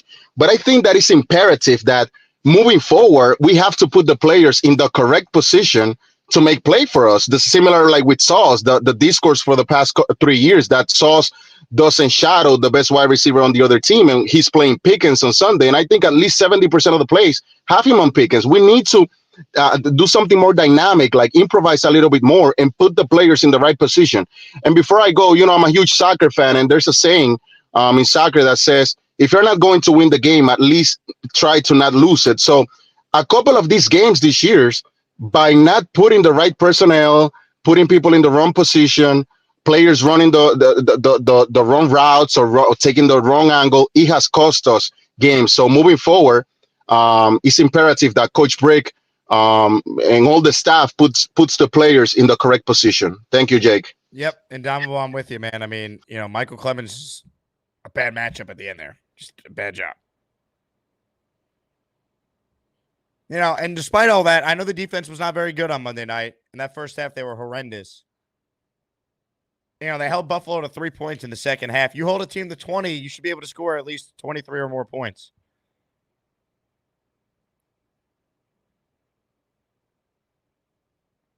And you know, the fact of the matter is the Jets basically gave away 6 points with missed kicks. You know, they cost themselves. We thought it would only be 4 points when, you know, the play at the goal line happened with Tyron Smith and the gate of the touchdown. But then you got no points on that drive because Zerline missed the field goal. It's brutal. Curly says you could play Clemens in the backfield to start the play and he'd miss the tackle. Oh, man. Sydney writes in, love how the Jets pull you back in after every loss. Add Adams, and I'm back, baby. Look, this is like one of the last times they could pull us back in, though, you know? Because at 2-5, you're not really getting pulled back in. Like, you would need to see this team rattle off at least 3 wins in a row at that point to believe again.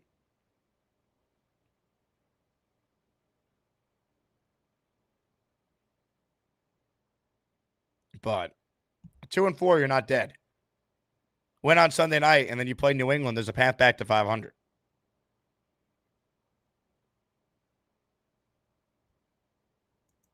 More of your calls right now. Let's say hello to Ted, who's next. Hey, Ted.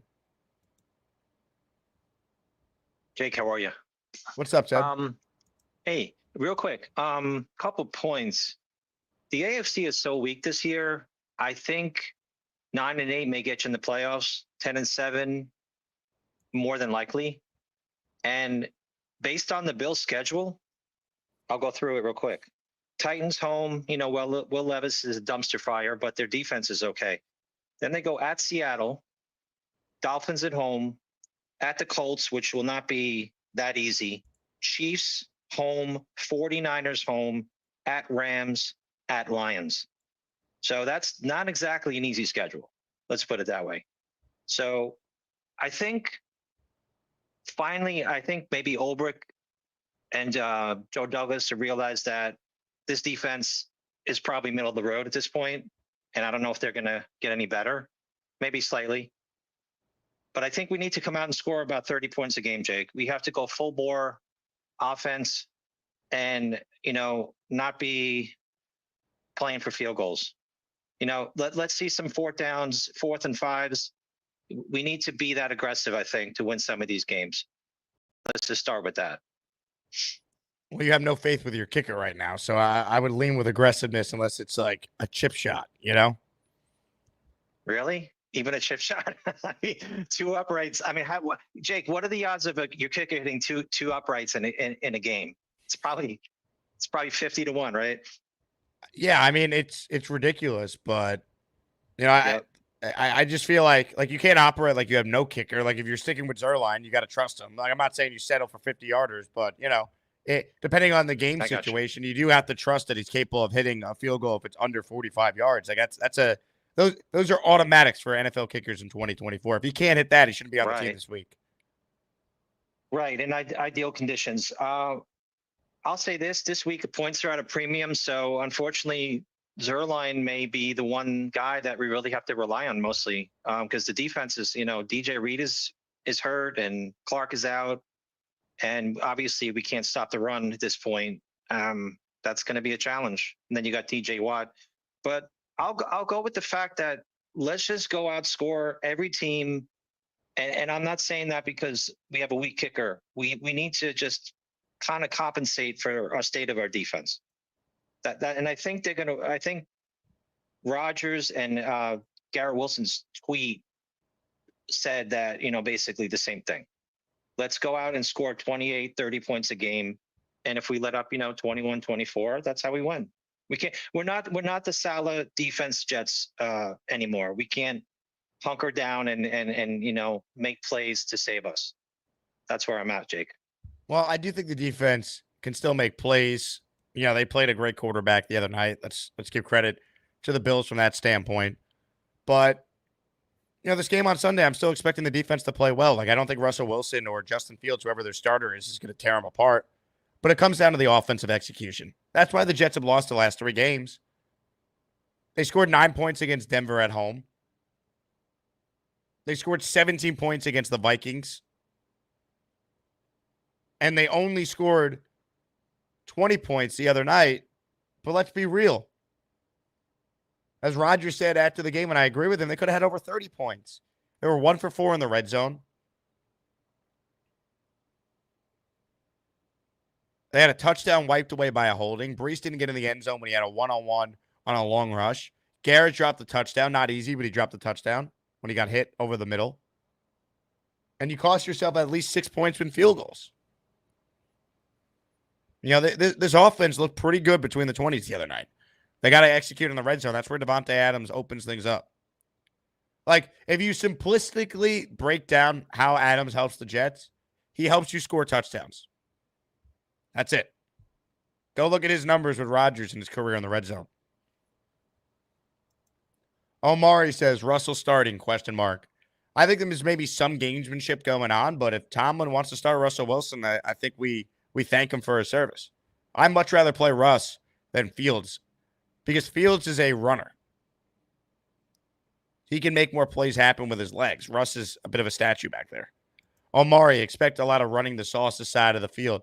Look, the run defense is going to be really important in this game on Sunday. You know, they cleaned it up in the second half on Monday, but you can't come out that bad like they did. Today's Jake Asman Show is brought to you by my friends at Odds Jam. Folks, if you haven't signed up for Odds Jam yet, you are missing out on profitable betting opportunities. Odds Jam is a sports betting software that basically gives you information to help you make informed sports bets. They provide tools and insights for different betting strategies, from arbitrage betting to positive expected value bets. That's what's called EV in the betting world, and live betting optimization. Users can leverage automated alerts, odds comparisons, advanced analytics to make informed betting decisions. Try it out right now. There's a free trial available by going to oddsjam.com and using my promo code ASMAN when you sign up. After your free trial ends, once you see the benefits of Odds Jam, they're going to offer you 35% off your Odds Jam subscription. So if you're a sports bettor who's never heard of Odds Jams, I'm telling you, just check it out. Use the website. My link is in the description to take you right to it. And I'll show you on the screen real quick why I love Odds Jam so much. They just give you great information. So this is what's called EV bets. They're going to break down all the different bets they have in their database, and they'll tell you the expected probability of how you could win. So if you look at TCU versus Utah in football coming up on Saturday, they're going to tell you, okay, team total, we're in New York. Use bet 105, bet the Utah over 26.5, and you got a 52.5% chance of winning. I mean, they're just going to give you good bets. And if you follow Odds Jam's formula, you will win over time. That's for EV bets. And you've heard me use the term arbitrage betting. That means you're guaranteed to win no matter what. That's right. You bet both sides of a bet at various sports books, and you're guaranteed to win. For example, Chiefs Raiders on Sunday, October 27th. And that's how far in advance we're talking about here. It's going to tell you to bet the Raiders at plus 5.5, the Chiefs at minus 5.5. It's going to give you the sports books to use, SportsZeno and BetUS, and then you're guaranteed to win between either $10 or $20. So it tells you how to do all this with Odds Jam. So check it out. Once again, oddsjam.com. Use that promo code ASMAN, and you can see for yourself why I've been using Odds Jam now for the last couple of weeks and winning copious amounts of cash money. All right, more of your calls right now. Ladies and gentlemen, let's say hello to Robert C., who's next. Hello, Robert. Hi, Jake. How are you? What's up, Robert? Why do I hear an echo? Oh, God. Hey, all you freaky-ass maniacs. Click the like button and send in your super chats. I'm going to take a shit on this couch. Jets got to get things going next week. I mean, they play Pittsburgh and they play New England after that, and probably the week after New England's the bye week. They're going to play Miami twice in December. They've got the Texans. I think they're going to play Jacksonville again.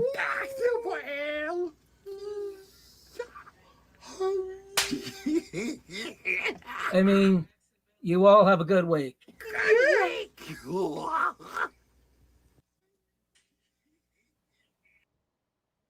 Thank you very much, Robert C.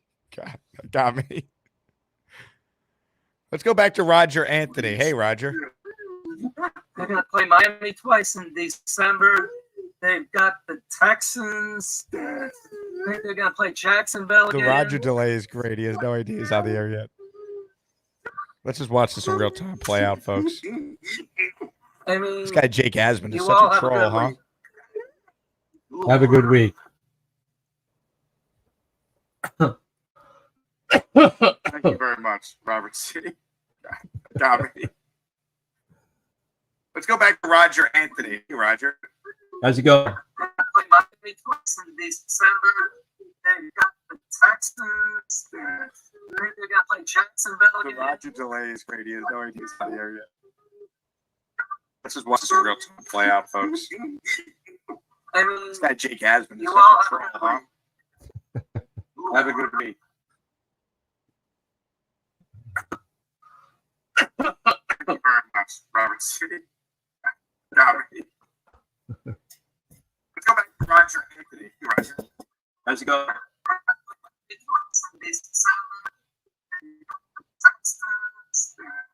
Roger has no idea still. This is great.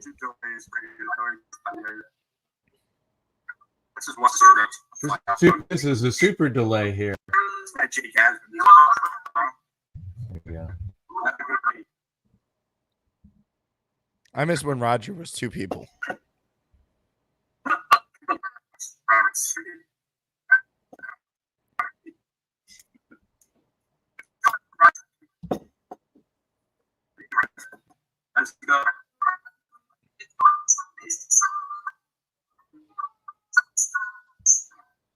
Roger has no idea still. This is great.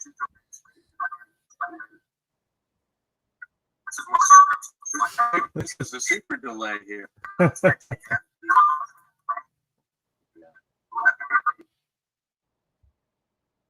I miss when Roger was two people. Do you want me to call in again? Yes.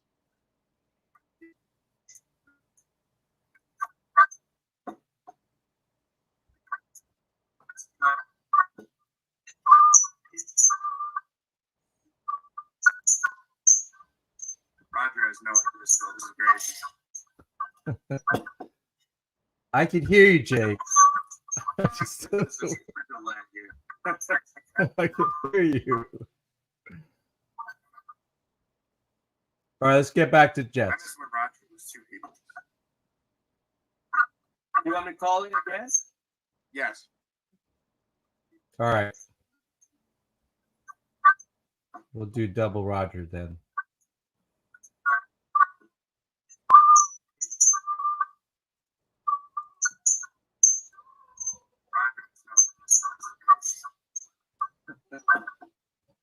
I can hear you, Jay. I can hear you. All right, let's get back to Jets. You want to call it your best? Yes. All right. This is like Interstellar. It takes 6 years to get a message to Roger. Great point, John.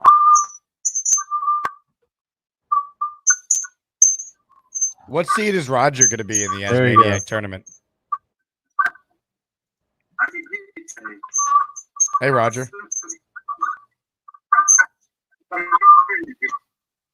I just Double called in Roger. again. Good to see you.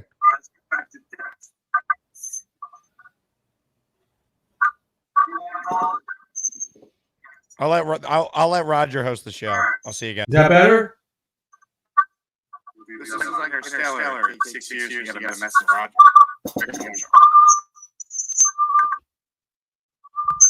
All right, since I'm hosting the show now, I'll take in calls. Hey, Jay. Extremely difficult. It can be done. Oh, Oh, it's Gary. Gary's on the line. Hey, Gary, how you doing? I'll let Roger host the show. I'll see Okay. you again.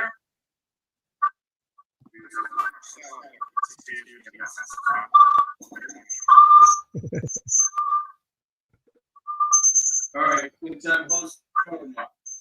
Where did Gary go? Don't take any calls. Hey, Jake.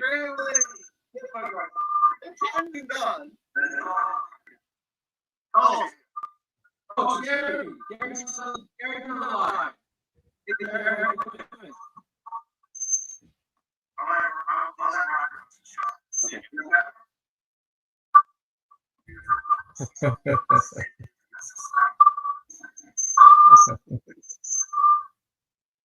I miss Gary.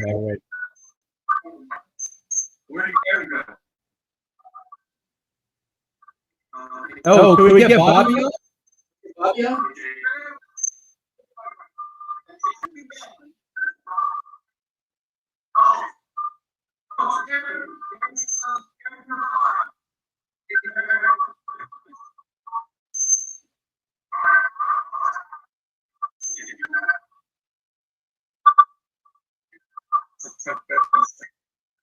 Hey, Jake, you want me to call in again?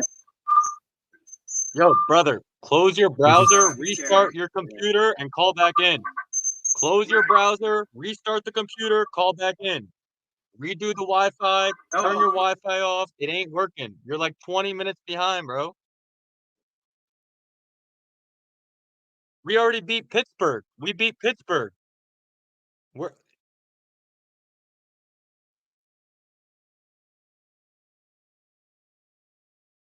Well, now I'm hearing myself twice.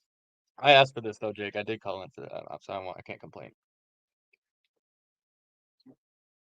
Roger, where are you from, Roger? Oh, you're muted. Never mind. You just stay delayed. But now I hear myself, bro. Could you just turn your speakers off too? Close your browser, restart your computer, and call back in. All right. Close your browser, restart the computer, call back in. Redo the Wi-Fi. Yo, now you unmuted. It ain't working. You're like 20 minutes behind, bro. All right, Nate. We already beat Pittsburgh. Yo, you gotta slide, bro. You gotta slide. Did we win the Super Bowl? Back in. He'll get you right back in. Just make the move. Make the move. Bro, hit the power off button. Hit the power off button. Hit the big red button.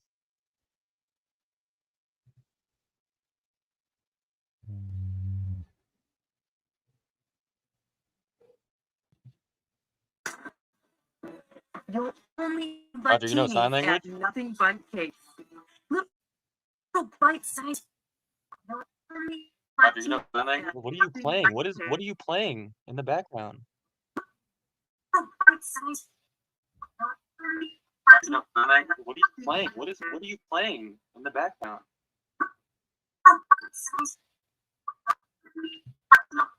What are you playing? You're a Mets fan, Roger? Let me know when you hear this.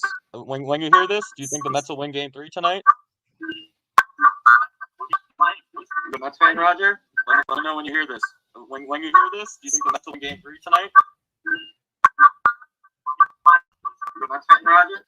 Let me know when you hear this. Oh, Roger, Game 3, Mets baseball. Mets baseball. What are we talking? Roger, I'm trying to put a parlay together. Talk to me.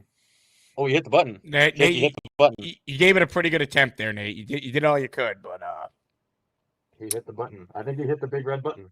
Feels like Rogers' delay was going to continue to get the best of him. You know, we did all we could there. I did like your line about how we beat Pittsburgh already. It was getting worse. The delay was getting worse. We got a football to get to, Jake. Like, this is not off-season mode. The Jets already went 8-3 down the stretch, made the playoffs as a 10-win team, and then went on a run, and Roger missed all of it. I've been bricked up for a month, Jake. I feel like I'm on Viagra. Bricked up, baby. Nate, excellent job out of you. You go to the game tonight? No, I was gonna do standing room, but I've been working too much and I'm tired. I really don't want to stand at the game. I was at the Lindor game. I saw the grand slam. Yep. It was like going to the 62-point Melo game. Like, I'm done. Like, I've seen my moment. I'm good. They clinched for the first time. I was home 25 years, partied with everyone. I'll be cheering them on for like a couple bars. They got a bar with free beer downtown, the 7 Line. I might slide to that place or watching my pops. Let's check back in with Roger, who joins us now. Hey, Roger. I was home 25 years, partied with everyone. I'll be cheering him on I for just like heard a couple myself. bars. I heard bar with myself 20 Freaky minutes ago. downtown. Roger, Doesn't mind. I might slide. Roger, is that a flux capacitor in front of you, bro? Let's check back in with Roger, who joins us now. Hey, Roger. Here we go. Oh no. I'll be Yo, cheering him on is for this like Biff, bars. bro? Are you Biff? 20 minutes ago, Roger. You got the sports almanac? Roger, is that a flux capacitor in front of you, bro? Let's check back in with Roger, who joins us now. Roger, go to McDonald's, bro. Try the McDonald's Wi-Fi. You don't got it at home. Mets baby, hell yeah, Roger. Roger,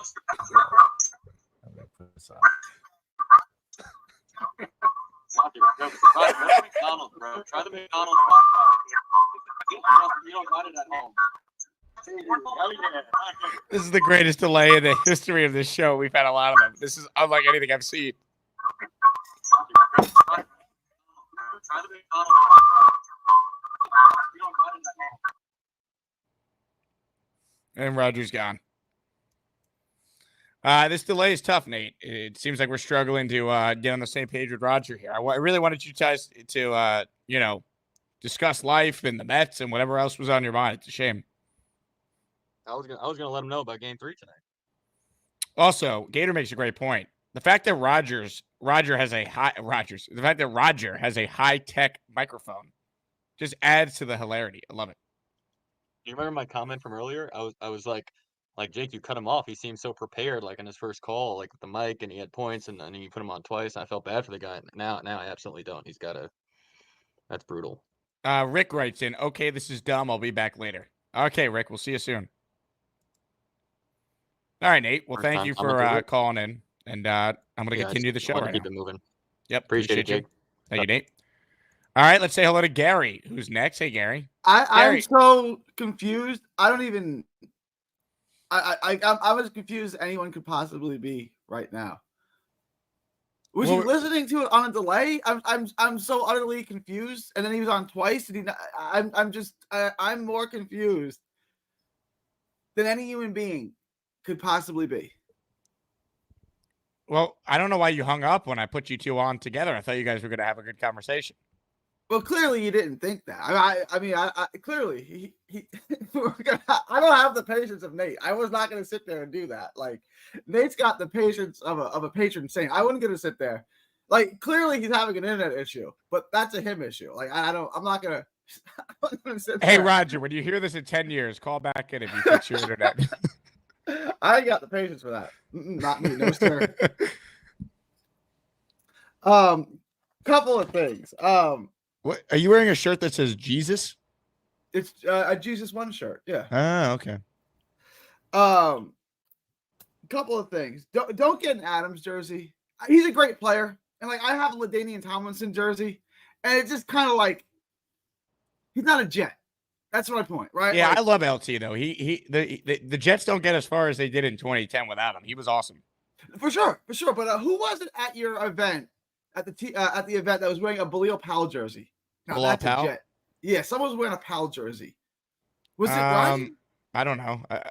Someone had a Balil Powell. I think it might have been Ryan. That's their jersey right there. Balil Ryan Powell. who? Ryan from Jets Talk? Yeah. What event?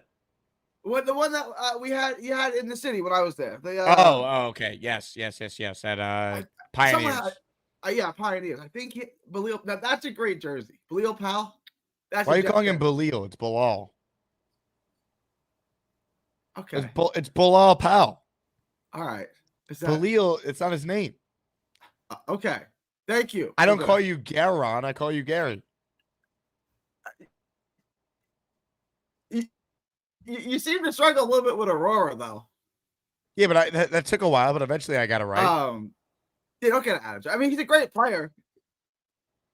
Okay. I mean, I never got Salah right, and it was 4 years. So, I don't think I'm going to get – but I'm still going to call him Balil Powell. I don't know what you said, Bilal? No, I'm not calling him that. It's Bilal. He played his entire career with the Jets. You can't get his name right? Yeah. Clearly, I can't. Right? I'm from the South. I just say things how I want to. I don't think being from the South impacts your ability to say Bilal. It sure does. It sure does. I just say things. A disgusted Nate is on hold. He wants to give it to you, Gary. Nate, your thoughts on Gary's pronunciation? Yeah, bro, Bilal, isn't that a biblical name? Aren't you Christian? Like, I am a Christian. Yeah. isn't Bilal from the Bible? Yeah. Is Bilal in the Bible? I haven't been to Sunday school in years. You tell me. The term the term is a term, Balil. It's not a name. There's not a No. Spell Balil. Spell Balil.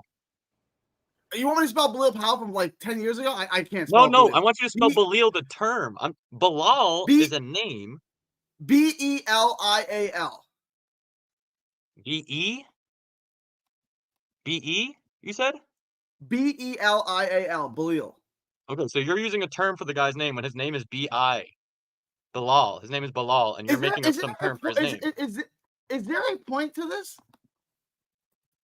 He just wants you to pronounce the guy's name correctly, and I'm sure the guy would as well. Like, he's a great Jet. Like, we're not talking about fucking Michael Clemons. I still can't. I still can't say it the way you. Bilal? How are you guys saying it? Bilal. All right. Bilal. Are you good on the last name? Powell. I got the last name. We can do that. Bilal. All right. I call him Balil Powell for his entire tenure. Yeah, but you're saying it's a different I'm most term likely and you're aligning it. I'm most likely gonna stick with.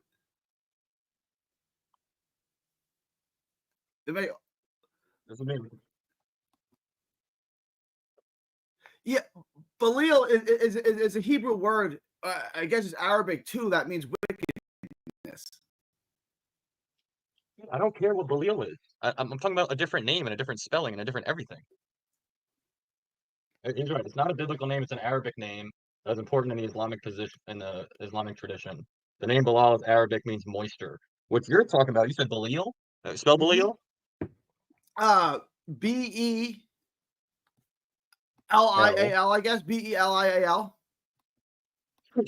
You're so off. Bilal is occurring in the Hebrew. Yeah, it's two different religions, different, probably thousands of. No, it's just it's different names. It's just different names. Well, you said to me, is it biblical? And I said, there's no Balil in the Bible, but there's a Balil. That means wickedness. That's used over and over again. I'm talking about Bilal, bro. I'm not talking about like. I don't remember how to spell Bilal Powell's name from 10 years ago. I'm sorry. Like I'm spelling Bilal Powell's name wrong.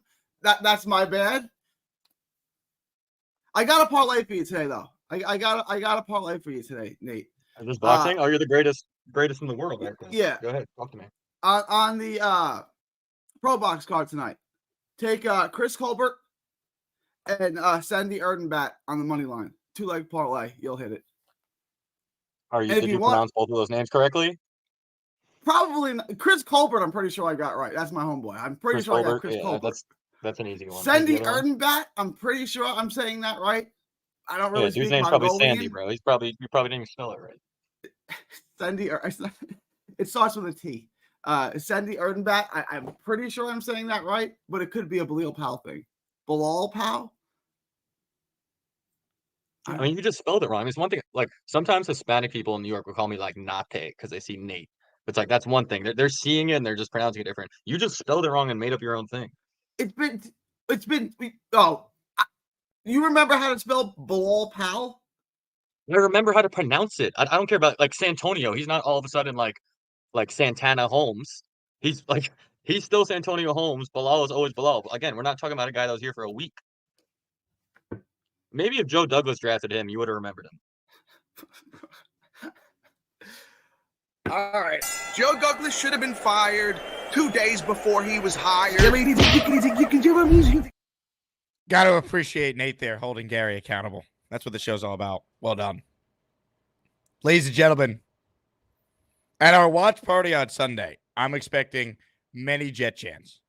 I'm also expecting many people to reenact an iconic Jet chant that occurred at our Week 2 watch party after the Jets defeated the Tennessee Titans.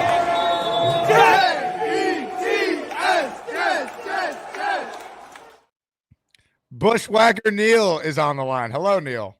I expect every time we score a touchdown, and I expect at least 6, that we're going to do that. We're going to do the bushwhacker. The whole place is going to do a big circle. We'll do a big bushwhacker around the whole place, Jake. How funny would that be? Neil, it's happening, man. I need you there that night. The energy's going to be off the charts. Our Oh. season starts on Sunday Night Football, baby. Oh God, I hope I can make it. I don't know. I gotta see. Well, we're gonna have the Met game. That's gonna be look. Joe B's coming the week after, right? Correct. Well, the Met game though will definitely be on this Sunday night. It will be Game 6 of the NLCS. There's a chance the Mets win 3 in New York, right? Or they win 2 Jake, out of 3 in New York. And I don't know.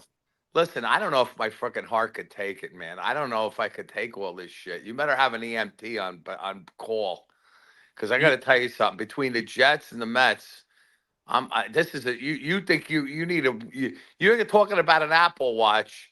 Let me tell you something. The Apple Watch on my wrist would explode if I was in it. Well, Monday was a nightmare because the Met Jet fan hasn't had to deal with them playing at the same time yet. The Yankee Jet fan did the other night. It was brutal.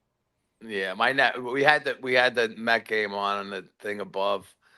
Let me tell you something. My brain cells are melting with these last few callers. Jesus Christ, Jake, what the hell is going on here? You didn't enjoy Rogers' internet? Bilal, pow, Bilal, pow. That's how you say it, right, Jake? Bilal, pow. That's our man. Bilal, pow, Gary. That's how you say it. Bilal, pow. Let me hear you say Bilal, pow. Let's hear it, baby. Come on, Gar. Oh, he's frozen. Bilal Powell. I think I got it. Bilal Powell. You got it. I think I got it. I'm going to What's forget. happening, Next time Gary? you put me How on, are I'm you? gonna call him How you I'm doing, good, buddy? Neil. How are you, my man? I'm good. How are you? I got to tell you, man, this Jet season's driving me up a goddamn wall, man, with all these. Every week, it's like a soap opera. I feel like I'm watching General Hospital here with these Jets. What do you think? I can't take it. Like I'm not the most optimistic fan in the world, but I really thought this was our year. And at 2-4, I'm devastated. Let me tell you something. In '98, we were 2-3. You got to realize something. When it comes to New York sports, all right, we can never ever. It's going to for the Jets to win a Super Bowl. It's not going to be like we all sat there in the beginning of the year. What do you think? I thought 17-0. This one's 12-5. This one's 14-4. I should have had my head examined. The reality is, it's going to be blood, sweat, and tears all season long. They are going to drag us through the mud. They're going to do everything possible, and then we're going to get the glory at the end. It's not going to be easy. When this finally happens, we're all going to drop to our knees and point to the sky and say, thank you, God, because it's going to be that painful and crazy. It's never going to be easy, Gary. Never. I'm a Jet fan. I'm a Met fan. This is how it works with us. It's utter pain. It's utter misery.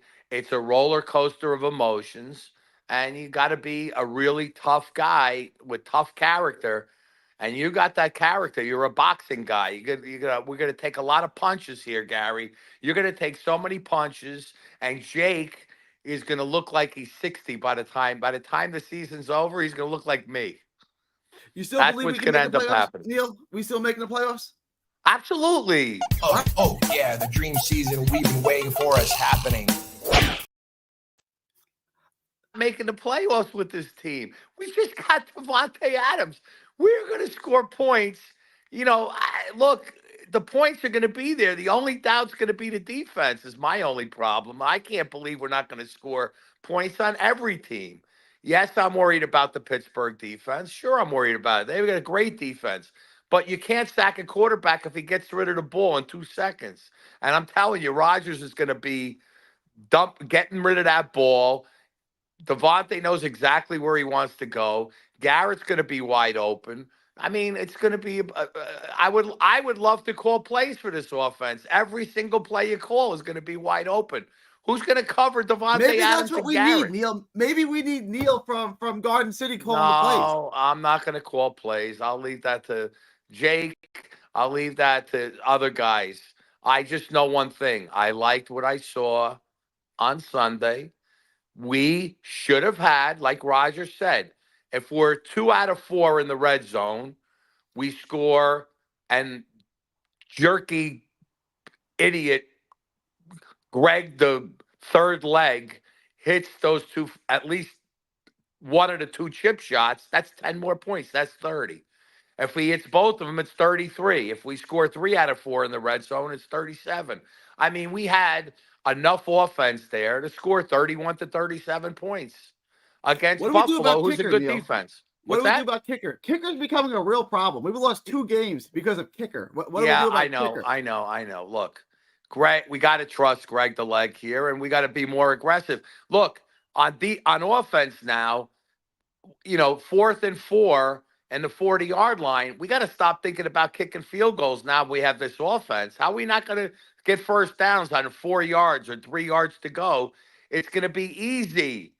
They can't cover both Garrett. They can't cover Davante. And then you still got Lazard there, who would consider holding on to the football more. And we could still run the ball because these guys are all going to be looking past. It's good. I don't know. I can't see us not going up and down the field on every team we play going forward. I don't see it. How do you see us not having a high-powered offense with that lineup? Tell me. It's the red zone. They can't punch the ball in. Same as last year. They get the ball in the red zone and they can't punch it in. They punched it in. They just had a penalty. I mean, look, that penalty, like everybody said, that officiating crew was an absolute catastrophe. There's no way on a run up the middle, okay, where everybody's grabbing everybody. The one last year we had, Jake, come back on. Enough. Come back on here. I want to ask you a question. Jake.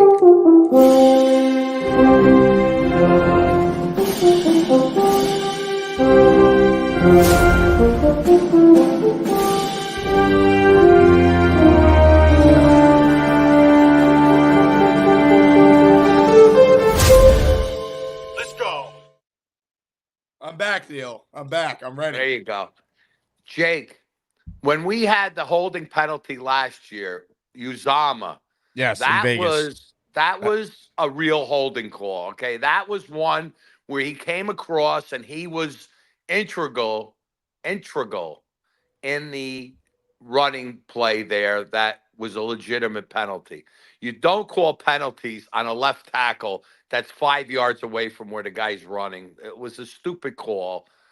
That will not happen again, I don't think, the rest of the year, Jake. Do you agree with that? I mean, I hope, Neil. This team beats itself. They are better than Pittsburgh. Go win the game and start the season. Yeah, it's it. We're gonna beat Pittsburgh. Look, we all complained about how San Francisco gashed us the first week, right? Second week, we played better against the run, did we not? Yeah, I mean, look, I don't think it's ever going to be a strength for them, but I also think, Josh Allen and the attention he commands has a lot to do with some of their running success because you always have to account for him. Fialco showed some of that on film yesterday. Look, they should be able to outscore Pittsburgh. I know they got a really good defense, but there's no excuse for the Jets not to find a way to win this game. Like if they fancy themselves as a playoff team, you got to win this game. I got to tell you something. If I feel so much better if Russell Wilson starts than Fields, because when you play Fields, you got to play Fields like you play Josh Allen. You got to have spies. You have to have multiple spies on both sides of the ball, which is going to prevent you from stopping the run because he's another running back. But we don't have to worry about that with Russell Wilson. Though. What's that? We got Michael Clemens containing the edge, so he can't get Michael outside. Clemens, if he sees the field, he's not going to see the field. If that guy sees the field again, he stinks. All right? To quote Peter Castro. Who are we putting out there? Who's taking his reps? I don't care who takes his reps. I'll put an extra linebacker in. Let's make it a 4-3 and just put Surratt in there, put somebody else in there, and just take the edge, let him play the edge or somebody else play the edge. I don't want to see Michael Clemens. He missed a tackle that Josh Allen basically fell into his lap, and he literally helped them continue to go on one play. Do you remember that, Jake? Remember we that saw- play? He ran into Michael Clemens and he couldn't even wrap him up, and the guy ran into him. I mean, he's he a had waste. some bad reps. He had some bad Not reps. only that, Gary, he's a distraction.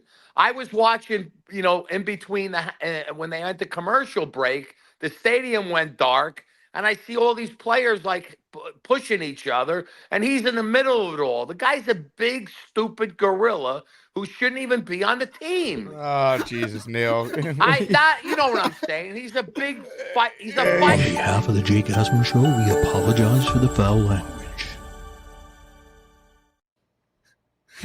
Neil, what? Yeah, this show is off the rails today, man. God. Everyone's going full Woody Johnson. Thinking is overrated. Let me give an injury update, though. Some actual Jet news. Jeff Ulbrich speaking right now. Today's a walkthrough for the Jets. No practice.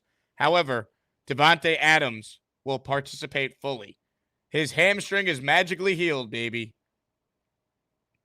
Ulbrich expects Davante Adams to play Sunday. I could have told you that when Davante Adams himself said yes. We're back.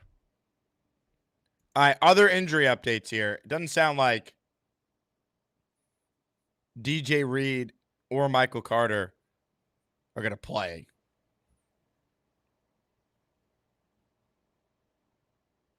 Rodgers' ankle, he will play, but he's being held out of the walkthrough today, which is fine. Carter's dealing with a back. DJ Reed groin won't participate, could miss the game. Jeff Ulbrich on Garrett Wilson in the slot. He's like an N1 basketball player in there, impossible to cover one-on-one. Good. No, let's go. All right, let's get caught up on some super chats here. Jack Zito with a back-to-back. What's up with Hall? How did he not score? Diva. Watch our film review yesterday. I just don't think he's seeing the field the same way this year. The vision's a problem. Jack Zito, what's with Rodgers' body language? I think he's pissed. He knows they should be better. I like the fact that he's annoyed. Shows he cares. Go win on Sunday, man. You're Aaron Rodgers. Go do it. You have Davante in the lineup. You got Garrett Wilson and Brees in the lineup. Let's go. They have plenty of talent. I know the Steelers have a great pass rush. You can neutralize it by getting it out quick. What's great is Davante could beat man coverage. So could Garrett. You now can't double either of them. Roger, excuse me. Did Nate say the Jets won the Super Bowl already? It actually happened, Roger. So in 10 years from you see this, you're going to be very excited. JR Jet. Bilal is an Arabic name, but might also be in the Bible. All right, some clarity on Bilal Powell. Sylvie and Nico Hall. Mike Williams and Aaron Rodgers have no chemistry because Mike didn't really play in training camp and no one wants to get rid of him. And now we want to get rid of him. Here's how I look at it. I would keep Mike Williams. I would keep him for depth purposes. You look at Tom Brady in Tampa, right? They had Mike Evans. They had Chris Godwin. And then Brady brought Gronk with him, and they still added Antonio Brown midway through that season. You never know when there's an injury. I would keep Mike Williams. Now, maybe the Jets say to him, hey, we know you really don't have a role right now, so we're going to try and do right by the player. You're going to be a free agent at the end of the year. We want to give you a chance to go somewhere where you can still put up numbers so you get paid. Maybe that's part of it. You do right by the player, but I want to do right by the team. And I think this team is better off having Mike Williams on it than not. So, unless you're getting O-line help or D-line help, and it's like a wide receiver for player trade, I would keep Mike Williams. That's me. Very rarely do you see player for player trades, though. So what type of draft pick are you really getting for Mike Williams? Tony writes in, after the game against the Bills, I think Jake is going to need a Blue Chew sponsorship for us to get bricked up. Well, if anyone out there works in that profession and wants to sponsor the show, I'd be happy to talk with you between now and the game on Sunday. Let's get bricked up. I'm still ready, man. All right, I'm giving the Jets one more game before I completely write them off. All right. It was never going to be easy this year. So the Jets are like, we're going to make this as hard as possible. I'm bricked up for at least one more game. Please win. Let's get bricked up. Please, for the love of God. Ladies and gentlemen, joining us right now is someone who needs no introduction. He is someone that doesn't have an introduction. He has a warning. Warning! Warning! Allen alert! Shit's about to get ugly, folks. Warning! Allen alert! Hide the children! Good morning, Jake. How are you? Good morning. It's 1:09 p.m. Eastern time. I just turned 12:10 here in Texas, so yeah, I guess it's good afternoon. Neil is comedy gold. I can't believe he actually believes the bullshit he spews every week. It's kind of funny. Gary is too nice and too naive to be a heel. That's number 2. He's just such a nice guy. You have to be a little bit of a dick. I don't think he has it in him. I don't think he wants to be a heel. I just think that's just Gary. Yeah, he's just such a nice guy. One comment what Ted said earlier. He's talking about the Bills games. The difference between the Bills and the Jets is actually the Bills win games. The Jets don't. You can't really compare the Jets and the Bills right now, please. The Jets need to win one game before they actually could become relevant. Right now, they're an irrelevant football team. I'm excited that Woody's boss will be there Sunday night. I hope that building is a little nuts. Him and Antonio Brown in the same box at Heinz Field. That's going to be pretty funny. But again, the problem I have with the Jets on Sunday night is the team can't stop the run and the team doesn't get enough pressure on the quarterback. And right now, even the third thing, the team has struggled defending pass rushers. And with TJ Watt in town, in Pittsburgh Sunday night, I just don't see it really being any different. As much as I like the Adams signing or the trade, I wish it was 2 to 3 weeks ago. I just don't think it really helps him right now. I mean, it helps him a little bit. It helps him, man. You're going to try and outscore some teams here. I mean, you got to be better in the red zone. But Pittsburgh's good, but let's not act like it's like improbable for the Jets to go in there and win. Like they're not a great team. I think they're obviously really well coached. They're at home, which helps. But despite all that, the Jets are actually the betting favorite in this game, which tells you a lot. What was funny is I read that the Adams trade moved that line 3 points. I could not believe it.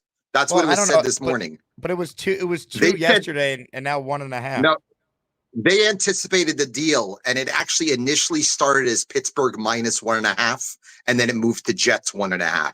So they said that line moved 3 points because of that trade. Again, I think it doesn't hurt. I think the Jets catch a huge break if Wilson starts. Again, Fields would cause so many problems for this defense. And you talk about accountability. Michael Clemens cannot see the field Sunday night. He just can't. I want to see anybody. Just play McGregor. Please don't put that piece of crap on the field. There's nothing to be gained to watch him anymore. It's enough. We've seen enough of him. He is not a good football player. And you know what? You worry about him on the field because you worry if Pittsburgh beats him, he might commit another stupid personal foul. You have no idea.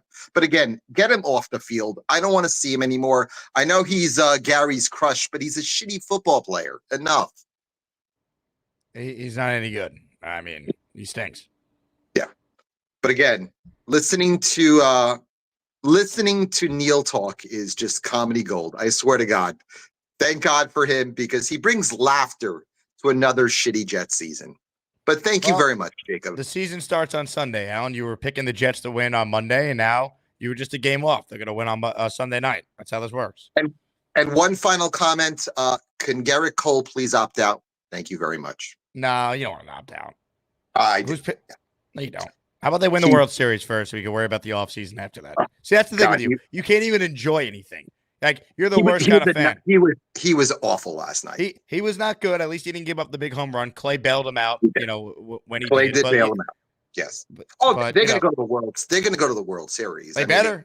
It's set up for them. They better. And the Judge going deep last night, looking good. They got huge because they won't win unless he hits. And last night, hopefully, starts him hitting.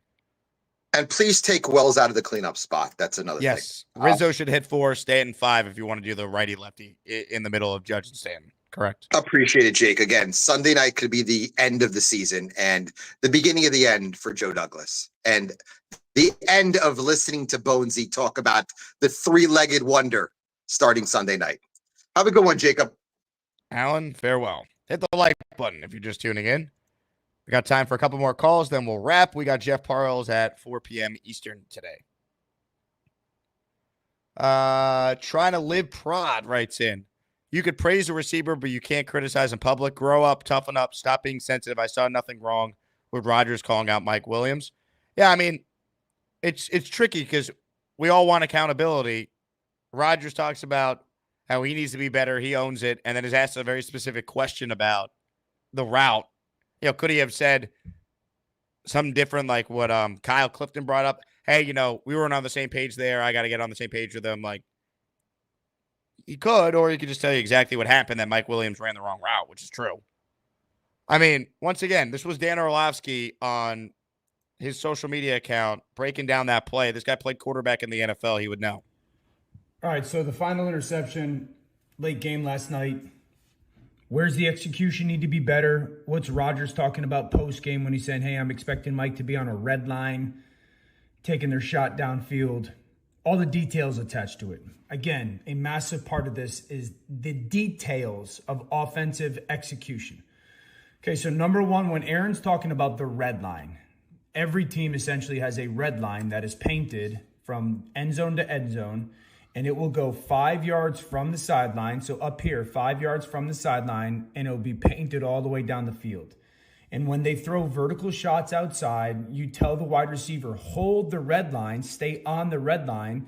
And so then there's space to drift that wide receiver towards the sideline. Okay, so that's when Aaron's saying, I'm expecting him to be on a red line. He's expecting Mike to be out here. Okay, so that's the premise of when he says, hold the red line. He's expecting Mike to be out here 5 yards from the sideline. Okay, so now why? Why would that be the case? Number one, you're expecting Buffalo to be in some form of a two deep safety defense, which is what they spin to. Taron Johnson spins back. Two deep safeties, meaning you're deep and you're deep. All right, this safety, DeMar Hamlin, spun down into that middle linebacker run through. Now, two, the alignment. You have the slot receiver on the ball, the outside receiver off the ball. Why? You want this receiver to get vertical as quickly as possible to threaten that half-field safety, okay? That two deep half-field safety. You want this receiver on the outside to be 5 yards behind this receiver. You're trying to put this guy in stress. If they're both here at the same depth, there's not enough stress.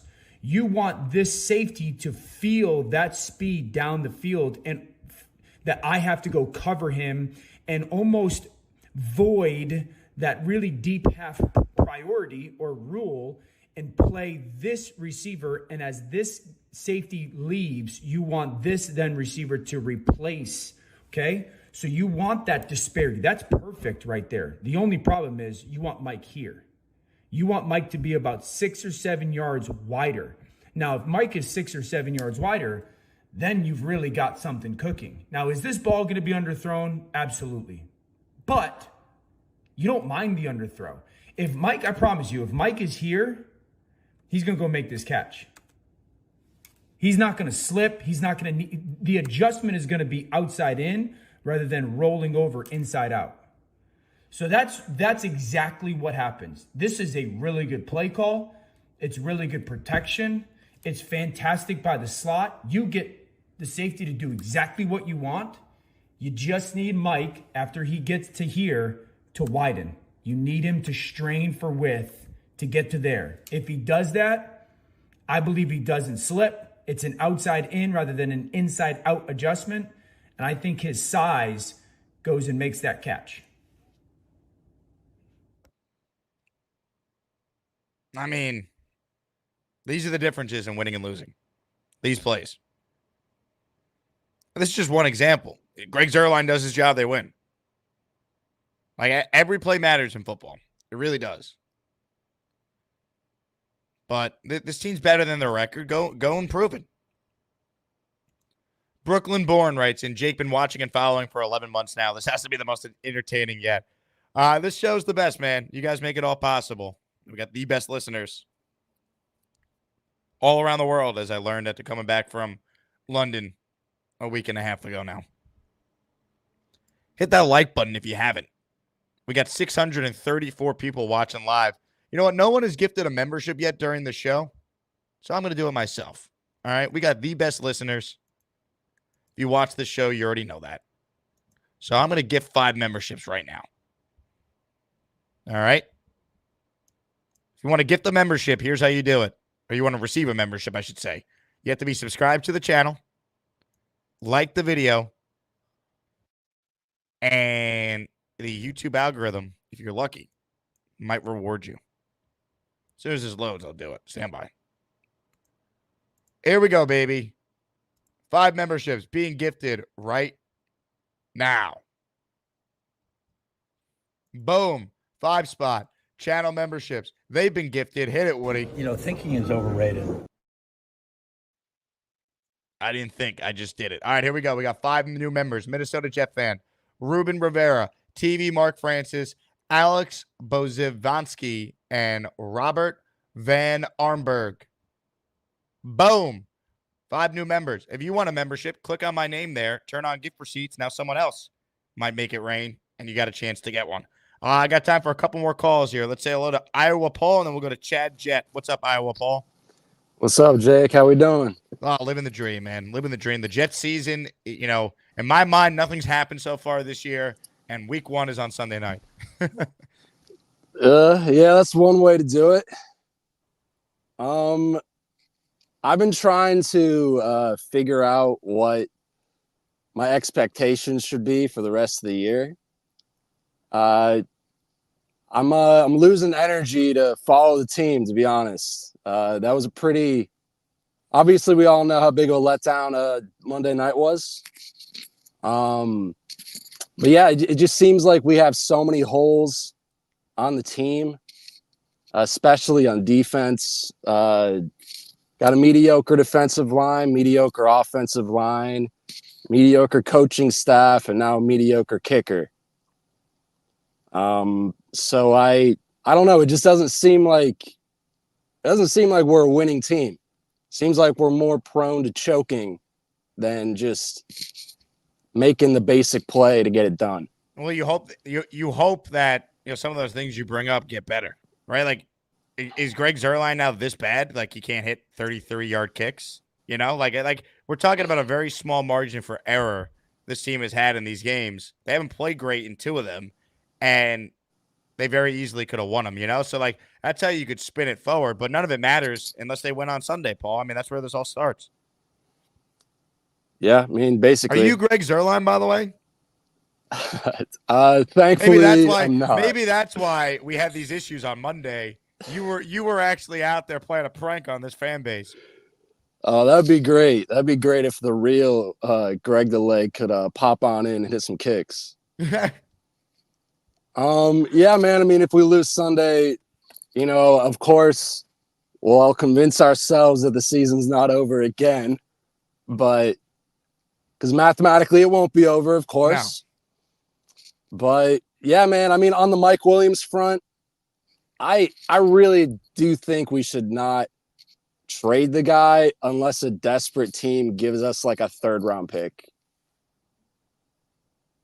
I don't think you're going to get that. I would say if you're able to somehow flip them for more cap space and then you could bring in a lineman on either offense or defense, like, that's something I'm intrigued by. But, I feel like you're not going to get a ton for Mike Williams, unfortunately. I'd rather just keep him. We'll keep him for the depth. Why not? Yeah, I think so too. I mean, at this point, our wide receiver room is definitely above average. I think we got to maintain that strength of the team. Oh, it's an elite wide receiver room, man. You're talking about Garrett Wilson and Davante Adams. Not too many teams have a number 2 as good as what the Jets have. Yeah. Yeah, man, I think we should keep Mike if we can, unless what you said, we can get a D lineman in there, D tackle or something, man. Because we're going to get, I don't know, it feels like we're going to get routed by some teams up front. And we saw Vikings, 49ers, and the Bills just manhandled us. But, yeah. Got to believe, Iowa, Paul. Got to believe. I'm trying. Just for one more week. True. Iowa, Paul, everybody. Look, in 2002, the Jets were 2-5. They won the division. Green Bay last year started 2-5, and they made the playoffs. Yeah, they're 2-4. Now, if they win, you're 3-4 going to New England, facing a rookie quarterback.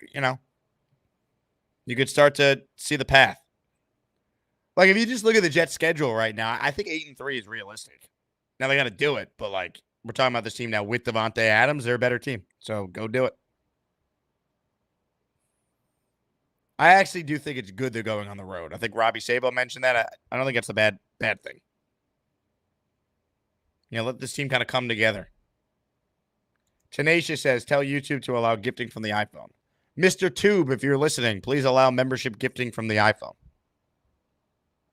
I did my part there.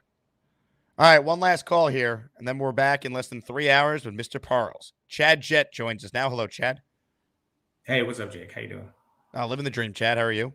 Not bad. So first of all, thank you for your post game the other night. I was coming home from the game. I got season tickets. It was like therapeutic. You were saying all the things that I was thinking, and I needed to hear it. So thank you. I listen to you every day, so I don't call in a lot, but you're part of Thanks, Chad. I appreciate it. I'm sorry you had to watch that debacle in person. Well, yeah. Well, all right. Yeah. We're Jets fans. I want to start quickly with a positive. I have one positive from the game Monday, and then I want to get into the reality. So one positive was the offensive play calling. I think Todd Downing was a significant improvement. Agreed.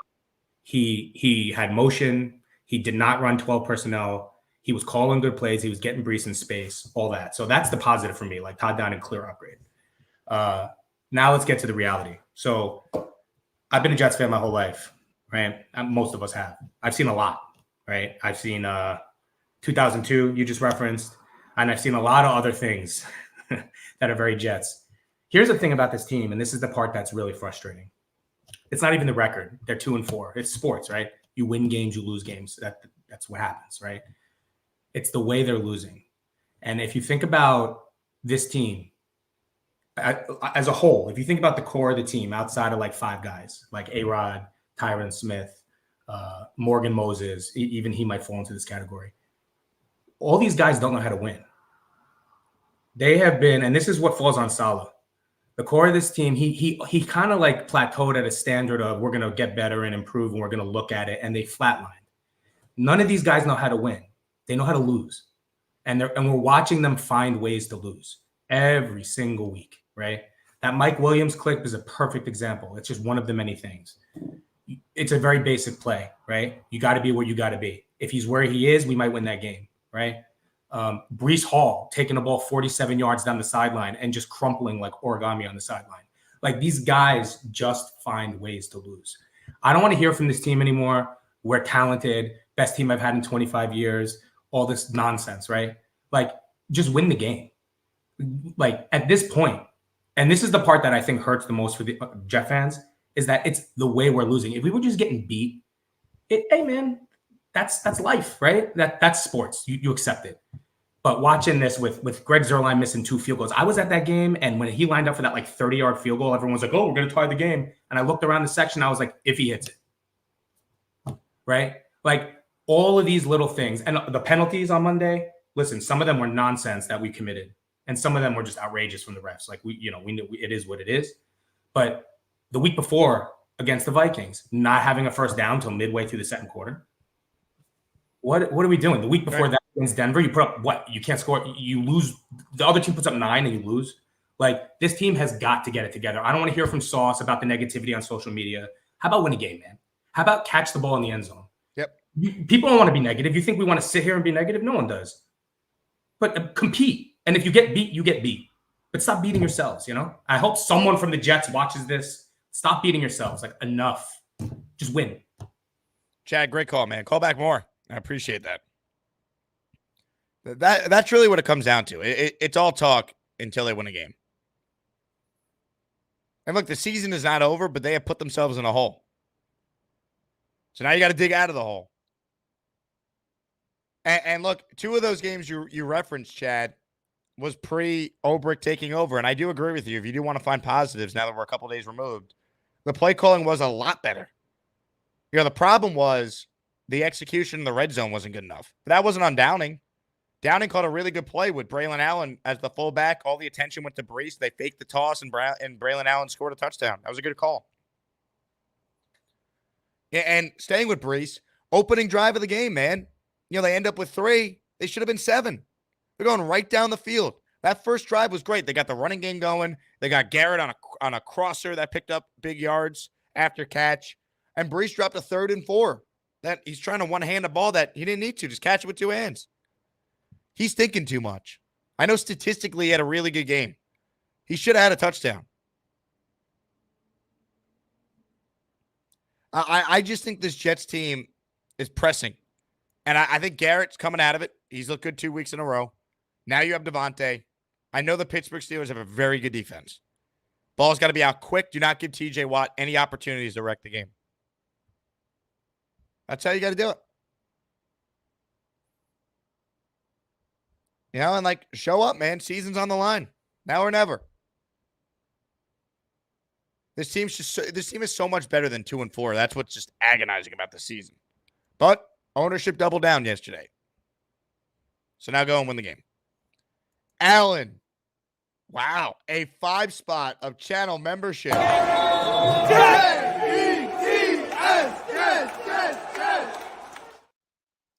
Here we go from a very generous Allen.